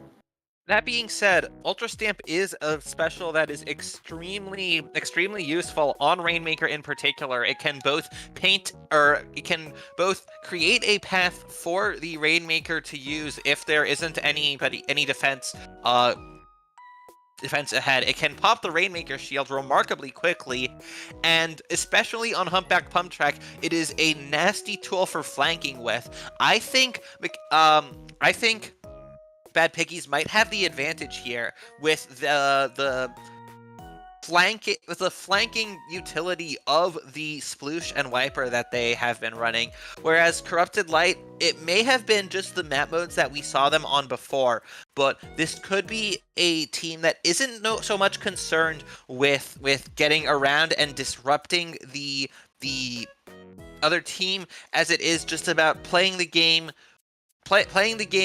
front to back with a comp that is able to take advantage of weaknesses in the enemies and just keep that constant pressure up with that double tacticooler. And so with Bad Piggies running the more flank heavy comp, I think this could be a map mode that plays to their strengths. Not to even mention the double Ultra Stamp. Yeah, honestly, it can be pretty good for them, but, that object damage from triple, even quad suction bomb on the side of Corrupted Light is pretty nuts. It's going to be a really interesting, especially first 30 seconds, just to see who sets the pace between these two teams. Yep, this is what we are used to from both of these teams, what we have seen before. The S-Blast 91, Sploosh Hammer, Sploosh Wiper, and Order Shot are the comp that get that first pop. And so Cat's getting a pick here with that S-Blast, getting 2 on the Custom Blaster and on the shot, leaving only the 2 N-Zaps alive. One of them popping that Tacticooler, but the other one dropping in to get the pick on the Rainmaker, and all of a sudden it's 3 down on Corrupted Light. They have no Tacticooler on their team. Bad Piggies, that is, have no Tacticooler on their team. Corrupted Light have 2, and now Corrupted Light, they have the Rainmaker, and they are moving it forward. They are going to look to get the pop here, and they have taken the lead. Yeah, that first full check, and now they have a bunch of bombs and a ton of paint to work with. But they only have 1 special compared to the 2 that Bad Piggies do have. One is going to get traded out by Nanahiro, though, and Exoshi's going to pop this splashdown just to get the pop from the Rainmaker. They're going to have to deal with this Zuka, though, from Bad Piggies, as well as Cat's trying to get a little aggressive. Exoshi goes down here. Ali getting close to the Rainmaker, not quite picking it up, just trying to set some paint down so somebody else can. Art Blank is going to be 2v1 in the drop, in the bottom middle of the map. And the Rainmaker is getting popped again. I didn't see who picked it up. Sabiano does go down with this hammer, though, and Corrupted Light is still pushing this Rainmaker strong with this double cooler. They're able to feed so much with the Rainmaker. They're constantly able to just pop cooler, run in, die with Rainmaker, just respawn fast and reset that whole situation over and over and over. But Phantom with the Zuka is going to find 2 and gonna basically put an end to Corrupted Light's shenanigans here. Sabiano is running this Rainmaker over as fast as they can, but they're gonna go down to Nanahiru's Zuka. Shendy is over here to pop the Rainmaker already, and now Corrupted Light is a really solid spot to just keep this Rainmaker here if they choose, or push it up for possibly more points with nobody here from Bad Piggies to defend against it. Good, very good awareness from Shendy with that path right there for the Rainmaker to take, and knowledge that they could score more points by taking the Rainmaker that way. Wow. Multiple picks more coming out from Corrupted Light here, getting 2 down on the side of Bad Piggies. We saw earlier Zuka's coming out from both sides, the only commonality between the special weapons on these teams. And now Bad Piggies are stuck in a little bit of a tough spot. I don't know if that was intentional, dropping it off there, or if it was just the recoil from the Rainmaker pushing Sabiano back. But now, again, 2 going down on the side of Bad Piggies as well as on Corrupted Light. But here comes a Ultra Stamp from Artblank. Got 1 pick, looking for another, but gets taken out. And so Corrupted Light are still holding on to the Rainmaker. They have the lead here. They have got it down to 30 points remaining, with Bad Piggies yet to clear that checkpoint. Yeah, and with the Booyah Bomb popped from Bad Piggies, they're going to find the pick on the Rainmaker here. They have a hammer at the ready to try and make some space, make things happen. Sabiano, though, is going to prioritize popping that Rainmaker and surviving the bomb. But 2 members of Bad Piggies do end up going down here. It looks like they're not going to be able to pick up the Rainmaker for a little bit now. Sabiano here just holding on his hammer, just trying to get some paint down, trying to establish control for Bad Piggies just so they can get their repop in mid here. Shendy and Exoshi, I believe, are the only ones up. No, Nanahira is too, but goes down immediately. Cooler gets popped. It's just Sabiano with that hammer left standing. Shendy's providing 2 jumps for Corrupted Light. It means that Bad Piggies is going to be at a pretty tough man disadvantage unless Cats can do something about it, and they do so, finding some huge picks. It's going to be massive. Art Blanc is also going to be just making space on elbow with this hammer. 1 member of Corrupted Light does go diving for the Rainmaker, not quite finding anything though, and Blanc is just making space against 2 members of Corrupted Light here. It's going to be massive. Sabiano with the hammer too, going to find a trade, and it's going to make a lot of space and be pretty solid for Bad Piggies, especially with this Booyah Bomb. But Nanahira is going to get aggressive onto that Rainmaker, just force them to back up, get the frag as well. It's just Exoshi left standing. Getting the direct onto Art Blanc is going to be a great start here. They have the splashdown ready too for this defense. Going to pop it immediately, try and make some space, and finding the pick on Sabiano. That's a massive defense for Corrupted Light. Yeah, Bad Piggies are on the offense here. They do have the momentum on their side, especially here as 3 go down on the side of Corrupted Light. Even though they have their repeated tacticalers, it might not be enough if Bad Piggies are able to get these repeated picks here, but there are still the suction bombs flying. Corrupted Light still do have 3 of those on their team, and now there's not a lot of time left. Bad Piggies are going to have to win another fight here, and maybe even win 2 or 3, but no, Corrupted Light, they've picked up the Rainmaker. Art Blanc, though, diving in, getting the trade, getting that Rainmaker picked off, and this could allow overtime for Bad Piggies if they're able to get pop here. They pick up the Rainmaker and trigger overtime, but if they have to do something different now, they have to do more. They get 3 down. They get 3 down on the side of Corrupted Light. They're going to dive in. They're going for the points, and they've taken the lead. Oh my gosh, no way. Great patience there from Bad Piggies at the end, just allowing Corrupted Light to try and take that space just a little bit too fast, jumping the gun just a bit too early, and allowing themselves to kind of get taken advantage of by Bad Piggies, doing that more passive trap setting positioning, and playing for man advantage through that. Really well played from Bad Piggies there, and just massive clutch factor for them. You know, just getting some much needed picks was incredible, and making a ton of space off of it too. Yeah, it wasn't even a matter of like getting flanks in, but being able just to win all of those fights, not even win them, just being able to keep that fight, that one long drawn out fight right after the checkpoint going, just getting repeated trades.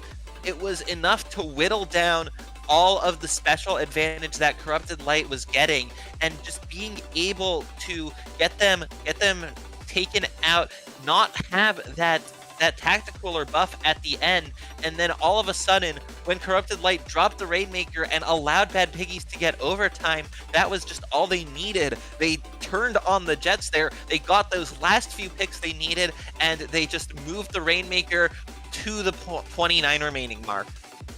Yeah. Well played from Bad Piggies there, but now we're going to go on to Tower Control, Inkblot Art Academy.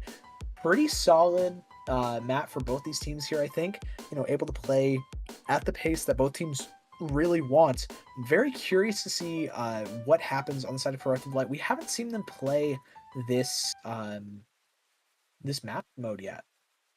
No, you're right. I don't believe we have. We saw Bad Piggies play it against U Leader, but Corrupted Light, they will be playing it differently. They do have that double zap composition, but we did see them on tower control in their previous set, albeit on Ship-Shape Cargo Company. I think they might do the same thing they did and bring out that range blaster for that 4th suction bomb in the composition. We'll see if it works against what Bad Piggies are bringing. Bad Piggies are also going to that 10 attack splatter shot, but no, they are not actually changing the custom blaster. Instead, they are changing to a different tactical weapon here. They're bringing out, instead of double zap, it's a zap and a tri-nouveau here. That tri-nouveau already out on the right stack of theirs, looking for a fight there. But now 2 down on both teams. 3 down on the side of Bad Piggies, excuse me, and now Corrupted Light are going for the tower. They have taken the tower, and they are scoring the points, the first points of this game.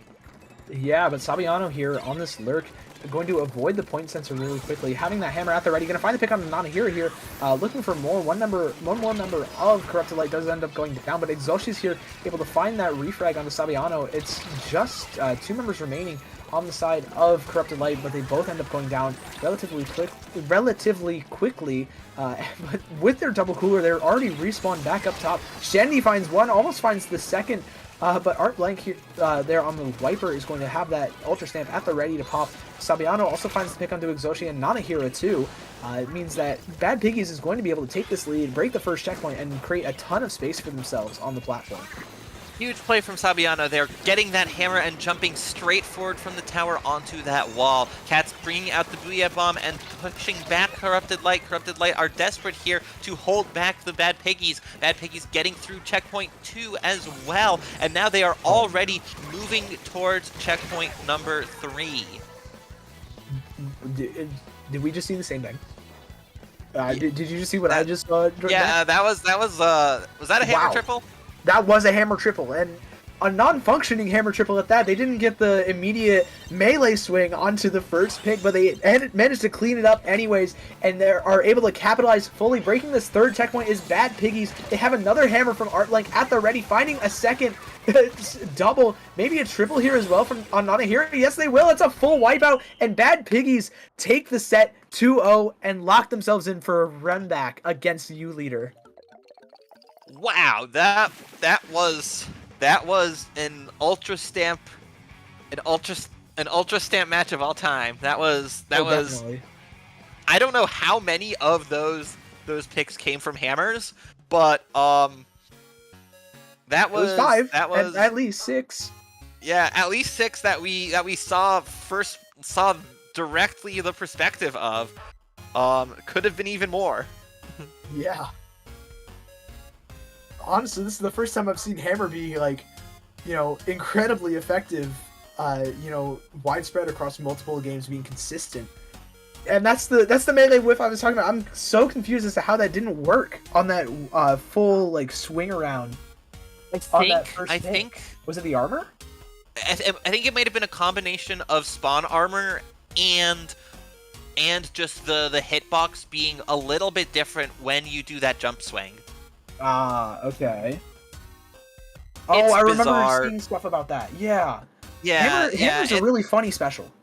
It's a very funny special. It is, you know, back in the early days of Splatoon 3, I was a V-Sploosh main in Splatoon 2, and so at the start of Splatoon 3, I almost entirely played V-Sploosh. I got it up to 5 stars, and then I switched over to Wiper myself and got that up to 5 stars, and so I got the gold Ultra Stamp badge pretty early, and so I have some experience with that myself, and so it is it is very enjoyable for me to see it just tear through a team like that, personally, as a fan of the Ultra Stamp.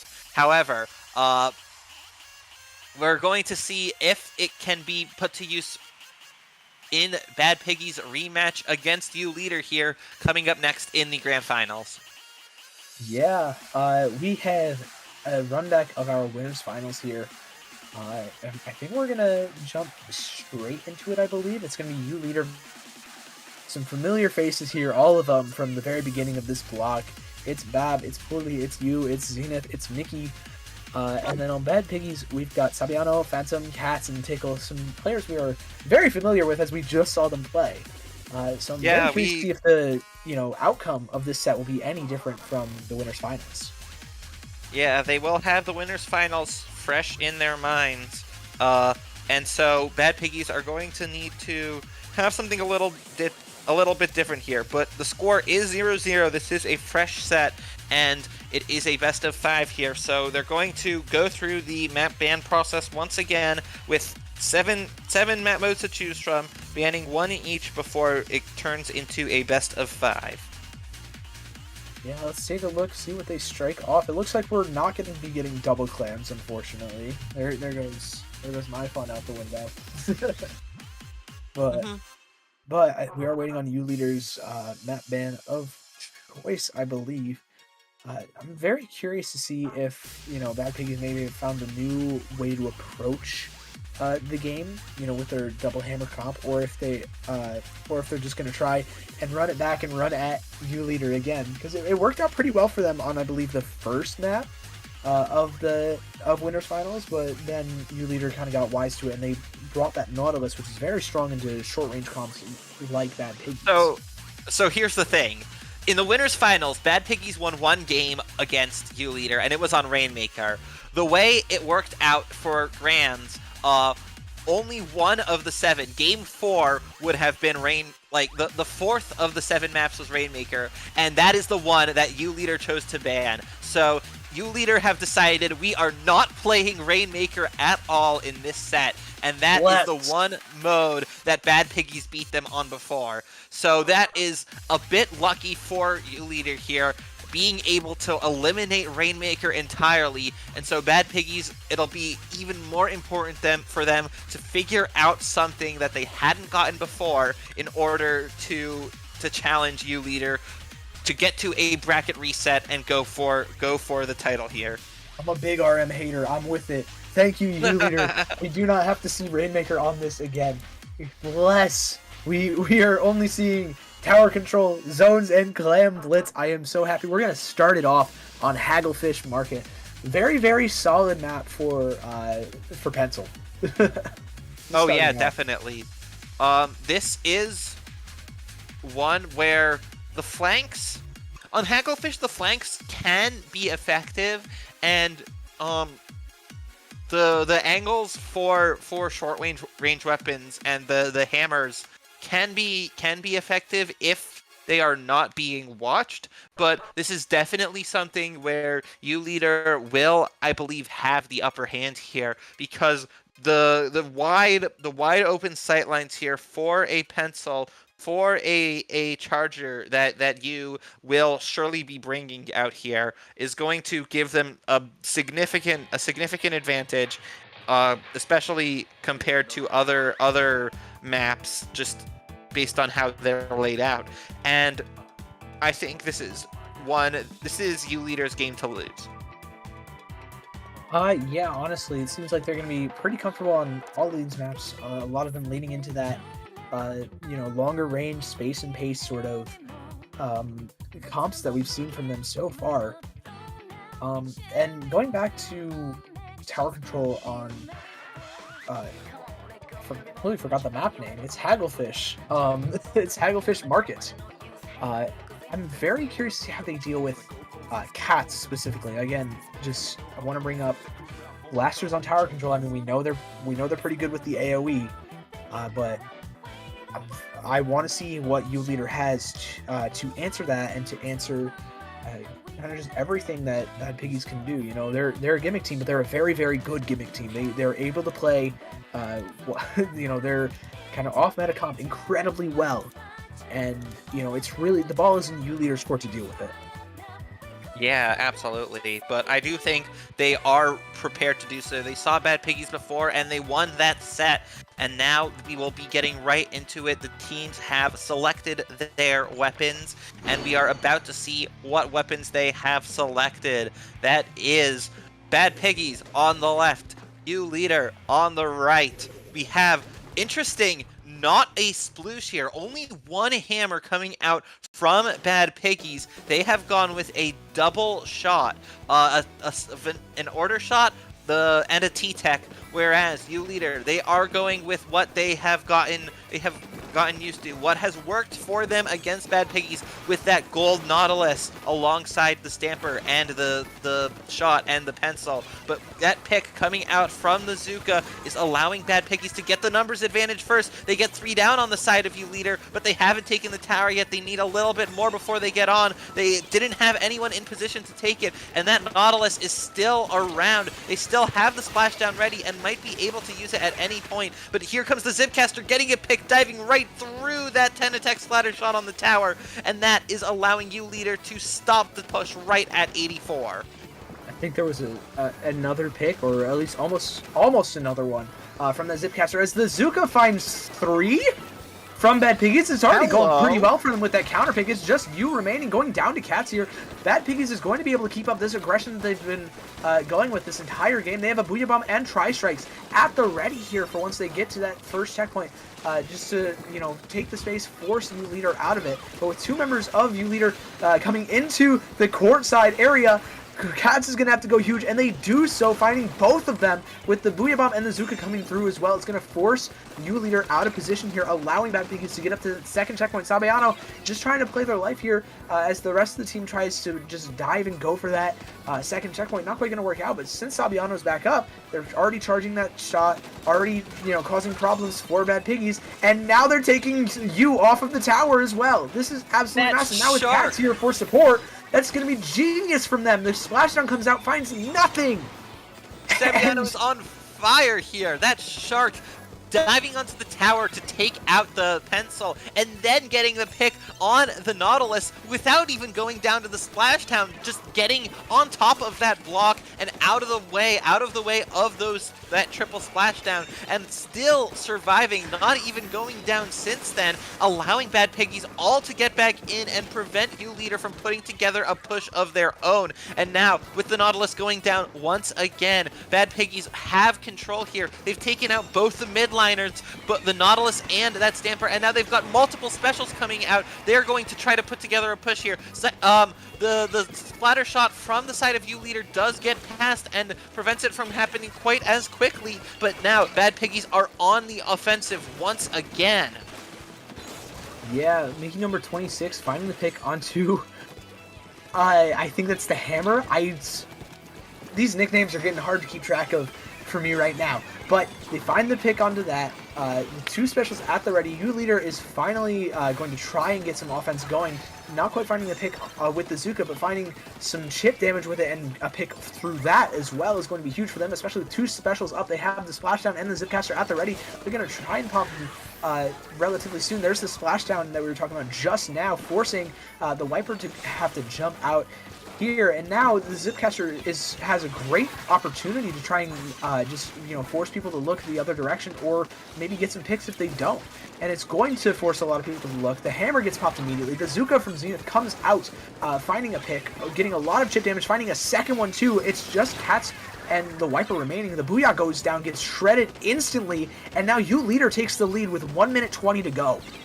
Yeah, that Booyah cancel is huge for U Leader. They prevented it from coming out and stalling that push, but now they are almost at the 3rd checkpoint. They're already there. They're down to 16 points remaining. They've got another jump on the tower, but that push appears to be over here at the 16-point remaining mark for U Leader. Bad Piggies now, with 1 minute left in the game, they now no longer have the lead, and they are going to be playing from behind here. They they get one down on each side here as they are going to have to gear up for that push. They get a pick though. I think that might have been a torpedo pick on the Gold Nautilus, and now the rest of Bad Piggies dealing with a flank there. Good coordination there to all take it out together, but that does slow down the tower a little bit, and the time is running out for Bad Piggies to take the lead here. Yeah, both Mickeys going down there is going to mean it's an uphill battle for you, leader, to try and keep things going here, especially with 3 specials on the side of Bad Piggies at the ready. The Zuka gets popped immediately. Same with the Tri-Strikes. They have the hammer at the ready for whenever they need it. It looks like they're going to use it right now to try and take out a Bill Cipher on this Zuka. They do so successfully, and now Bad Piggies are already breaking through the second checkpoint. However, one member goes down to you on that on the Snipe Rider. The Suction Bomb takes the Wiper off. It's just Sabayano and the Wiper, and they both go down, and you, leader, clutches up, stays cool under pressure, and takes the first map with a great defense. Wow, that even after that hammer swing, getting the pick through the wall onto that Zuka, that still wasn't going to stop. That still wasn't going to stop you, leader, from defending perfectly there, getting exactly the picks that they needed, just letting the tower get to a vulnerable position, getting behind it, and using that Stamper to just destroy that push, just to splat everyone on the tower and hold on to the lead that they had taken. Yeah, great play from you, leader, there. We've seen a lot of late game lead swaps throughout this whole kind of run of the tournament in these later stages, and this is no exception. But if it works, it's been working for the teams, and they've been able to hold on to the defense at the very end as well. And now we're going to go on to zones on Robo Ramen, which again, very, very good pencil map. This is one where pencil can really shine. It can take the zone really easily, and it can provide so much from not moving that much at all, really. Yeah. As long as it's not a knockout, it doesn't matter who has the lead for the first 4 minutes and 59 seconds. But we will be moving right on to Splat Zones on Robo Ramen Game 2 here. I don't think we are going to see much change here from either team. It was a very, very good effort here with the new composition that Bad Piggies have taken. They are sticking with it, and so are you, leader. The same weapons coming out here from both teams. Nothing too out of the ordinary in terms of gear either. All 8 players running Stealth Jump, which just goes to show how these players are locked in. No nonsense here. Looking for the win here. 2 players go down on the side of Bad Piggies, and it looks like 3 down on the side of Piggies. You, leader, are able to take the zone first. Yeah, but with the strikes that Bad Piggies have at the ready, they're able to try and just shut down this Zuka from Bill Cipher. However, Bill Cipher is going to find the pick on the Phantom, frag out a little bit more, and that's going to even out the trade that ultimately ends up happening. But the Wiper with the Ultra Stamp comes through into the zone already, neutralizing, fully flipping with the Booyah Bomb as well. It's just Mickey left standing, and they're going to go down to 2 members of Bad Piggies in that bottom left. You, leader, is now on the back foot a little bit. They're going to need to try and get back into this zone before Bad Piggies can take the lead, but they have 4 minutes to do so if they do end up taking that lead. They have plenty of time to work with, really. Yeah, there's 4 minutes left, and not only that, there's still well over 60 ticks remaining before Bad Piggies would get the knockout here. However, that Zipcaster coming in, getting 2, diving in, and making Bad Piggies focus on, while the rest of that longer range, the mid-range of the Nautilus and the Pencil can get Bad Piggies from afar, and that allows you, leader, to get the zone back. They take 2 down on the side of Bad Piggies, and now with still Phantom sharking there, trying to get something done, trying to get away, but getting taken out by you. And as you, leader, they have gotten through all of that penalty. They have taken the lead back. Now they're down to 40 points remaining, and this time, Bad Piggies, they are going to need to take the zone back. They do dive forward, but one goes down. They have neutralized the zone, and they have managed to stop that push from you, leader, at 31 points remaining. The specials are coming out. The Wiper goes down as they try to use that Ultra Stamp, but now we see that Nautilus, that Mikey, coming out with with the Nautilus taking the position. Cats up in front, sharking, getting the pick, and preventing U-Leader from taking the zone just yet. Yeah, that pick is going to allow Bad Piggies to get a couple more points on the board here, and they're going to be able to recap the zone in that time. Cats is already here, getting aggressive again, trying to find that pick on the Mickey for the second time in a row. Not quite going to find it, going down instead. And U-Leader is able to just fully flip the zone with Mickey almost having the splashdown ready. They're going to be able to pop it soon, but Phantom gets the shutdown before that can even happen. Sabiano is trying to help out their Wiper player on getting the pick onto you. A trade happening in the bottom right. There's so much action going on both sides of this zone. We're finally back to a 2-on-2, slowing down a little bit. U-Leader takes control of the zone, provides a jump to Mickey number 26. And the Zuka comes through from Bill Cipher. Cats is just here lurking in a really, really solid spot. Nobody has found them or cleared them yet. They're popping both burst bombs with the Booyah Bomb and the Tri-Strikes. They're going to try and get this zone capped, but they're going to go down because of it. Just from Bill Cipher and Mickey number 26, just able to shut it down with the crazy object damage.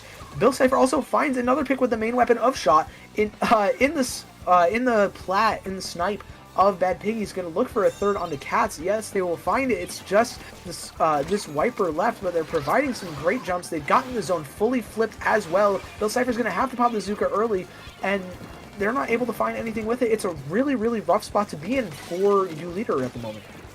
Yeah, incredible. I was going to say incredible awareness from Bill Cipher, and good job not getting tunnel vision. Like, even as the player they were targeting got out of their range, they just saw Sabiano there in the range and were able to take them out when they needed to. But then looking for a player who wasn't there with that Trizuka, just using it 3 times, getting rid of it, and then going back in for more fighting. Cats out here with that Booyah Bomb. More specials coming out from Bad Piggies. Phantom with those Tri-Strikes and the hammer coming out from the Wiper as well, but that's not going to be enough. It neutralizes the zone, and in fact, it does take the zone for Bad Piggies, and it gives U-Leader more penalty time, but U-Leader are able to win another fight here, and they manage to take the zone once again. They're going still through that penalty time with only 30 seconds left in the game. Bad Piggies here. They are getting a few picks though, and it looks like this time, will they be able to take the zone? They do take the zone. The hammer doesn't get that Wiper any picks, and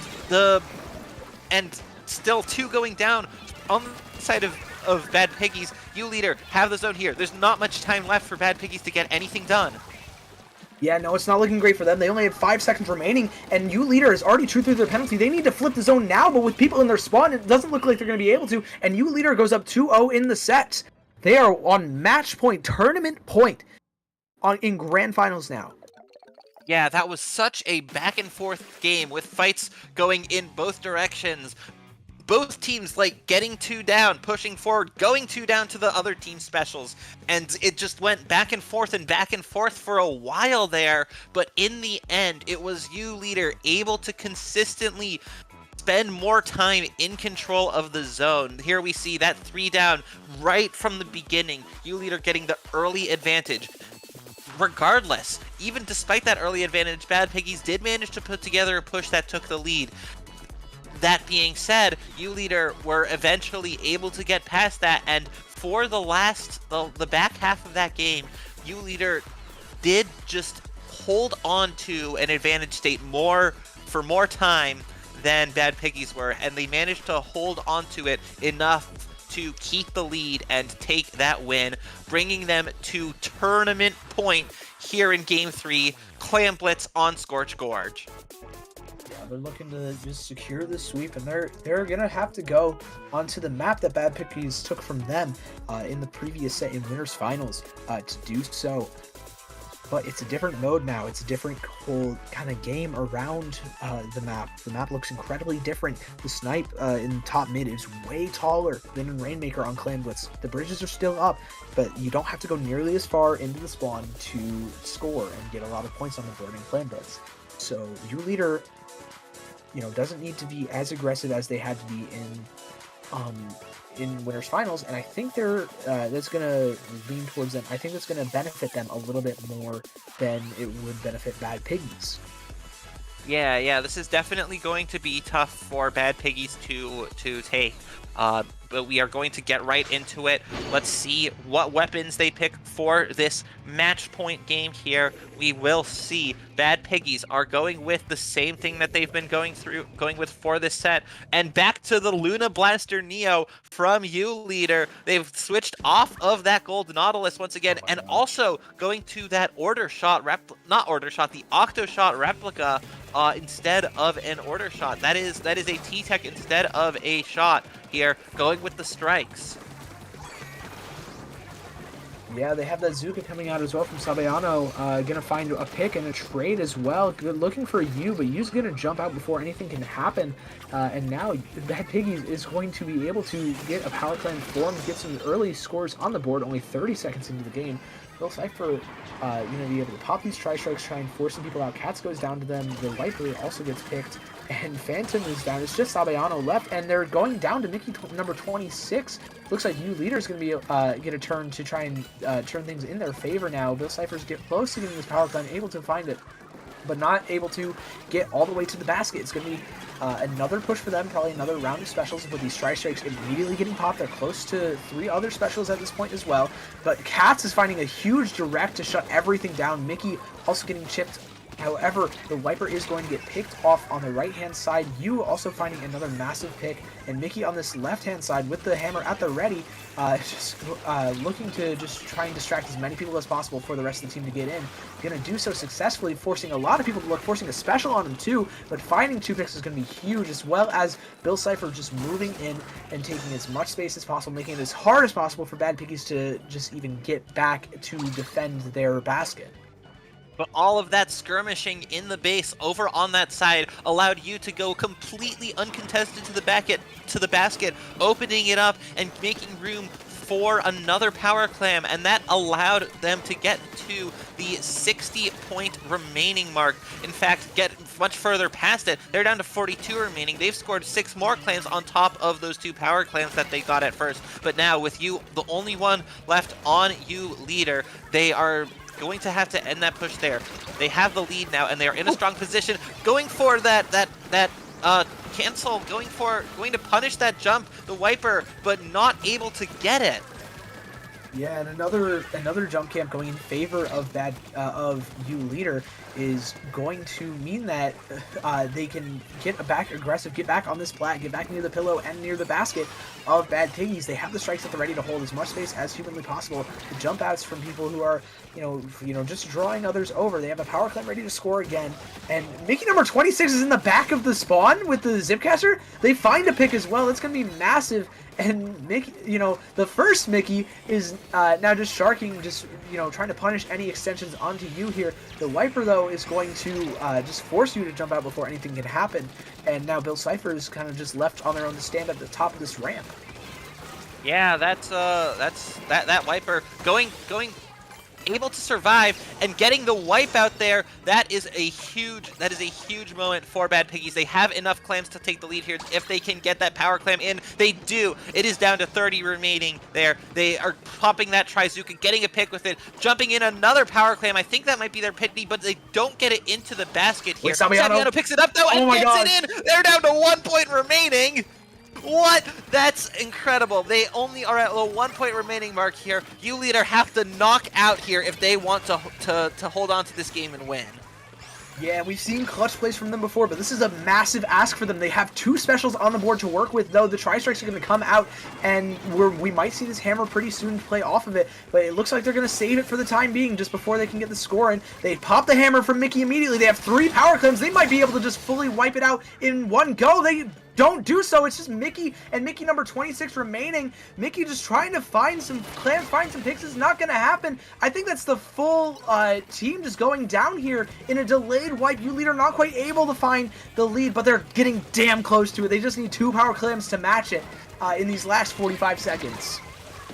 Yeah, 2 power clams plus 1 is what U-Leader would need to take the lead here, but the time is running out. They have no clams in their possession, and they already scored the pity clam that they had, so if Bad Piggies are able to keep those fights in mid on theirs and keep the clam economy in their favor, then Bad Piggies could take this game. They could even knock it out before the 20 seconds remaining are over. They have a power clam made. They aren't holding on to it though. They're letting it sit there. Even if it disappears, that won't be too bad for them, just because U-Leader aren't able to get a power clam of their own. There's only 8 seconds left. U-Leader have absolutely no clams here, and Bad Piggies look like they're set to take this game, and they do. They prevent the sweep in the grand finals, and they have a point on the board. Yeah, they stay alive in the grand finals of Squid Junction. They are not done yet. They still have 2 more maps that they want to play to get that reset. They have 5 more afterwards that they want to get to right now, and this is just the start. This could be the start of something massive for them, but U-Leader is really looking to close this out. They were so close to doing so with that triple power clam toss that we saw from them at the very end of the game there. But they just weren't able to, get back into mid and collect clams, nearly fast enough to have an answer back for or an attempt to kind of claw back that lead. Yeah, I feel like there's a lot though that could still point to this being a set that U-Leader is very much favored to win. Not only are they still on match point, Scorch Gorge is the only map that Bad Piggies have beaten them on. Bad Piggies won on Scorch Rainmaker before, and now they won on Scorch Clams. And in any case, on both of those games, they had that Luna Blaster Neo instead of that that Gold Nautilus, and I think they're probably going to switch back to the Gold Nautilus for Game 4 here. Tower control on Mako Mark, and U-Leader have been the more winning team here on tower control than Bad Piggies, and so this is, I think, looking good for U-Leader. It is when you look at it from a mode perspective. I kind of suggest the opposite if we're looking at the map. I think that just the short range and the ability to run around a lot is going to benefit Bad Piggies incredibly well on Mako Mart specifically, just because you're able to play around the stacks so fluidly, you're able to play around all the ledges and opportunities that it gives you to flank through the side pass on Breakfast. And there are a lot of different routes you can take, and a lot of really irritating places you can get to kind of be a thorn in the side of the team you're facing. And I think Bad Piggies can probably get those hammers into really solid spaces just by doing that. That's also something to consider. I do think they are going to stick with that that double shot, the shot T-Tech instead of the Sploosh-O-Matic, and just stick with the one Ultra Stamp here on the Wiper. And that being said, having that one Wiper still, having that one hammer will still be influential here. We are going right ahead into match point. They are sticking with that comp, and I want to see what they're bringing. U-Leader are bringing back that Gold Nautilus. Yeah, they're going to bring back that mid-range option, try and shut down, the short range. We saw it work so well for them in the previous set and in the first 2 games. Very curious to see if it'll work out. Zuka already coming in from Bad Piggies, going to find a pick there. Going to try and capitalize off of it, though. Taking that right stack is going to be huge. Cats goes down trying to do so by you, and Phantom is here just kind of stuck, just trying to get this tower moving. They are close to the Tri-Strikes as well for some spacing, and I think they're going to try and pop them from this left stack. Yep, they do so exactly, but the Wiper is playing close, just trying to find an angle. And Sabayano goes down to Bill Cypher strikes. It's looking really, really tough for Bad Piggies right now. Yeah, Phantom trying to jump out, but not able to get there. And now, with U-Leader at that first checkpoint, they have the Tactical going up. And not only that, they do have that increased special charge from controlling the tower. And so, bringing those specials out, they have that Zipcaster going in. They have the triple splashdown ready to go. It doesn't come out, though. And okay, they did have that cooler buff, so that Gold Nautilus is jumping in, using that splashdown on jump. It doesn't get any picks, though. It wasn't on anyone in enough of a vulnerable position. Saviano here looking for a Shark, not able to make use of it, and now with 3 down on the side, that's 4 down on Bad Piggies. U-Leader have a serious advantage here. They could get the tower all the way to the second checkpoint, and if it can get there, they could easily snowball it to the third and maybe even to the knockout. Yeah, for sure. But Mickey going down there on the tower path is not great, as well as it, kind of cascading into 2 more members of U Leader coming down. Katz is going to pop this Booyah Bomb Sabiano with the Zuka, going to force you to jump here, and now Bad Piggies is going to try and get a push started of their own. They haven't been able to get, past the 90-point mark even, and they're going to have to wait out these strikes to get a chance to do so now. But Mickey 26 is just in the very bottom of the map. Bill Cypher's trying to help them out.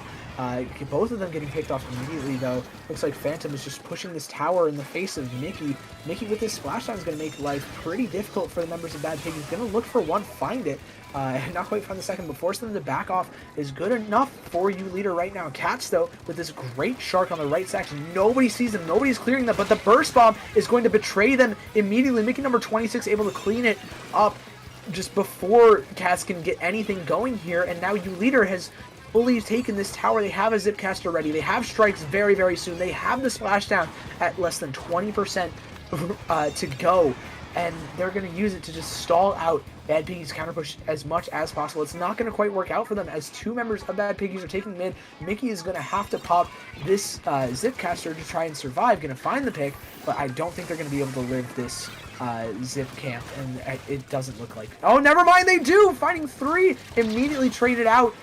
But Sabiano finds one on the exit frags. That's going to be massive for Bad Piggies. Can they get anything going here? No. They're getting forced all the way back into their spawn. They're not able to enter mid at all right now in the face of U Leader. I think Mickey number 26 was able to call in Mickey support from that Gold Nautilus, but now Bad Piggies, Katz with the taunt here, using that this way, having a teammate on the tower, and now with Bad Piggies able to get through the tower, the lead that U Leader had is not nearly as safe as it looked like it might be. There's Bad Piggies using those tri-strikes to hold onto the tower and take the lead themselves with about a minute and change left. Now Bad Piggies have taken the lead, and they are extending it. They are bringing the tower almost to the second checkpoint, and they're getting trades here, which allow them to just keep taking the tower. Now, the special charge advantage that the tower gives is in their favor, and they're easily able to get through the second checkpoint. That countdown, that point countdown is down into the teens. They're at the 3rd checkpoint. This is bad news for U Leader. They do pause the tower, but now they're staggering. They're going down one at a time here, and Bad Piggies are looking for a knockout to send this to Game 5. They get the knockout, and they are fully turned up here. They have the momentum. They are sending this to Game 5. They are not out yet. Yeah, they're back. They needed to catch their breath a little bit, I guess, after that losers finals set, but now they're fully back with a huge KO as an exclamation mark. They are here, and they are here to play on this Game 5 now. Really, really solid play from them. They did not give up whatsoever. It looked really, really tough for them up until I want to say the last minute or so of this game, and they were able to capitalize beautifully afterwards. Yeah, even though when U Leader got that wipeout, they were only able to get it to 60 points before Bad Piggies just shut down their push. But when Bad Piggies got the wipeout on U Leader, it was so much more than that. They managed to just chain that into a push all the way to the goal, just getting past the point mark that U Leader had set, getting past that first and second and third checkpoint, just one at a time, getting those players onto the tower, and now we are back onto zones. We are back to Mahi zones here for Game 5 of this grand final set, and almost all the players are ready to go here. What do you think? What do you think, Sig? I think I can't wait. I need these guys to ready up immediately. We had some bangers already. I need all of this now, okay? I might even cheer for Bad Piggies a little bit so we can get a reset, so we can get more games. But we are on to the tiebreaker. We are on to Game 5 on Mahi Zones. I'm very, very excited here. We're going to see the same comps, I think, just run back from both teams. It's really just a question of who can just execute on the game plans the best right now. Yeah, absolutely here. We do see that same comp coming out from Bad Piggies, and interestingly, switching to the vanilla range blaster over here on the side of U Leader, getting rid of that that Nautilus, that is an opening gambit range blaster. So Mikey will be CL Mikey will be looking for early picks here in that first 30 seconds, taking position on that snipe, looking to dive in, but getting taken out for it. And even though U Leader take the zone first, they go 2 down, and Bad Piggies are really the winners of that first engagement. Yeah, it's 3 members down, I believe, of U Leader, but they do find Bill Cipher does find the trade, and with the Zuka, they're going to find a lot of damage. Phantom also goes down here, but manages to get the trade up, and Cats goes down in the zone too. That means that U Leader is going to be able to flip it. It's just Sabayano left, and they're going to have to wait up for their team to be able to do anything. U Leader flips the lead here. I'm wondering if they can even get down to the point of water dropping with the pick onto the Viper as well. Zipcaster coming in. Bill Cipher also running in with that Zipcaster. However, Mickey number 26 goes down. Same with Bill Cipher. Sabayano is going huge right now. They have the Zuka ready, but get picked off by Mickey, and the Viper is just left isolated on this right-hand side. It's going to be pretty difficult for them to get out, but they do so with the support of the rest of their team. And with the strikes and hammer coming through, it looks like Bad Piggies are looking for a retake right now. This hammer on the flank is going to try and go huge on Bill Cipher, but Bill Cipher manages to get the trade, the Booyah Bomb, neutralizing the zone, and it's going to fully flip it with 35 points remaining on the side of U Leader. Bad Piggies are finally back in a pretty solid spot. Still, that Zuka fight resulting in a trade, and however, because of that tactical, or which, remember, U Leader have a tactor and Bad Piggies don't. U Leader's Splattershot player is able to spawn in first and get back into the fight earlier than Sabayano is here. Bill Cipher getting another Zuka already too because of that tacticaler benefit, but still, now 3 down are going down on the side of U Leader, and Bad Piggies have the zone once again. They finish that off, and now they are taking an aggressive position here, going to try and hold U Leader back, but U Leader have plenty of time to take this back. There's still 70 points remaining for Bad Piggies. U Leader looking for those specials, getting that tactical. The Zipcaster is coming out now, and so is the Trizuka. The Trizuka gets the pick on the Viper. The Strikes trying to hold the zone from Bad Piggies, but U Leader take it, and U Leader have prevented that push from Bad Piggies from going any further. Cass getting 2 picks here, though. Getting a pick on the pencil especially is huge for them, despite going down. However, 3 down on the side of Bad Piggies means that U Leader have the chance to increase their lead here, as they are less than 10 left on their penalty points.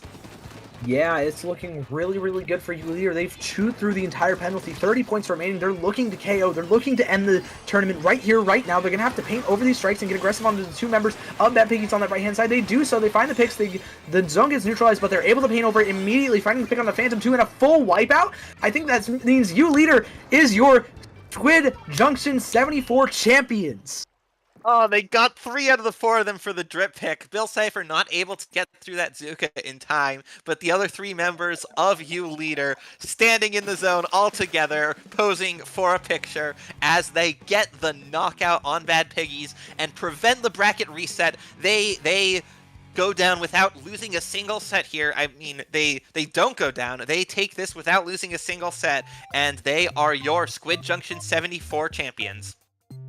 Yeah, really solid stuff to U Leader. They were able to play that really well, not really allowing Bad Piggies to, get any huge mileage off of that 5th and final map. Really solid stuff. When they went down to specials, they made sure that they were that Bad Piggies was sinking a lot of utility, and even this massive play from Cats here, didn't really end up amounting to much because U Leader was able to just turn around so effectively with Mickey specifically getting a great trade there.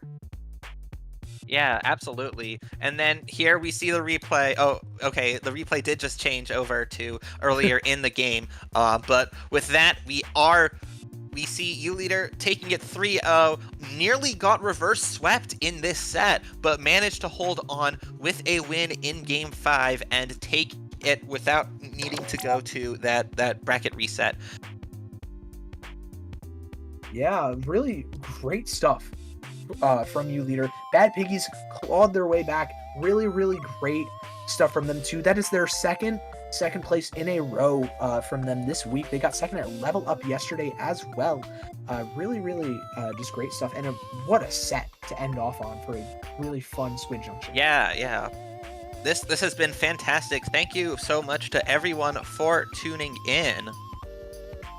Yeah, before we, cut to anything else, I do want to talk with you guys, though, about something that that Dapple Productions has recently set up. It is the coffee. It keeps the lights on around here. It allows Dapple Productions to run more tournaments and keep things going around here. Huge shout outs to our first 2 supporters already at Squidaddle and Dual Marmalade. Y'all can find it in the links below. And Nightbot just sent it up in the chat, so please take a look at that. Really huge thing, and thank you Squidaddle and Dual Marmalade for your support already. That being said, Jordan, where can people find you? Sure, yeah.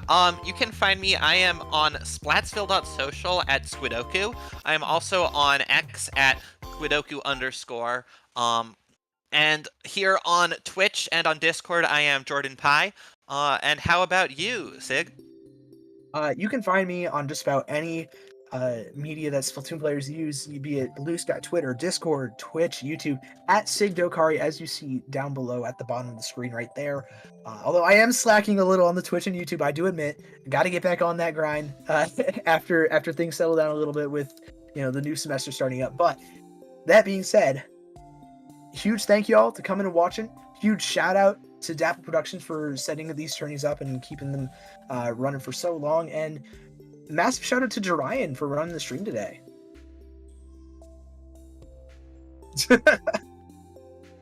A lot of streaming. That's so much. That's so. It's a little too much. I don't know how you do it, bro. 18 hours is insane. But that being said, that will do it for Squid Junction, and we will see y'all next time.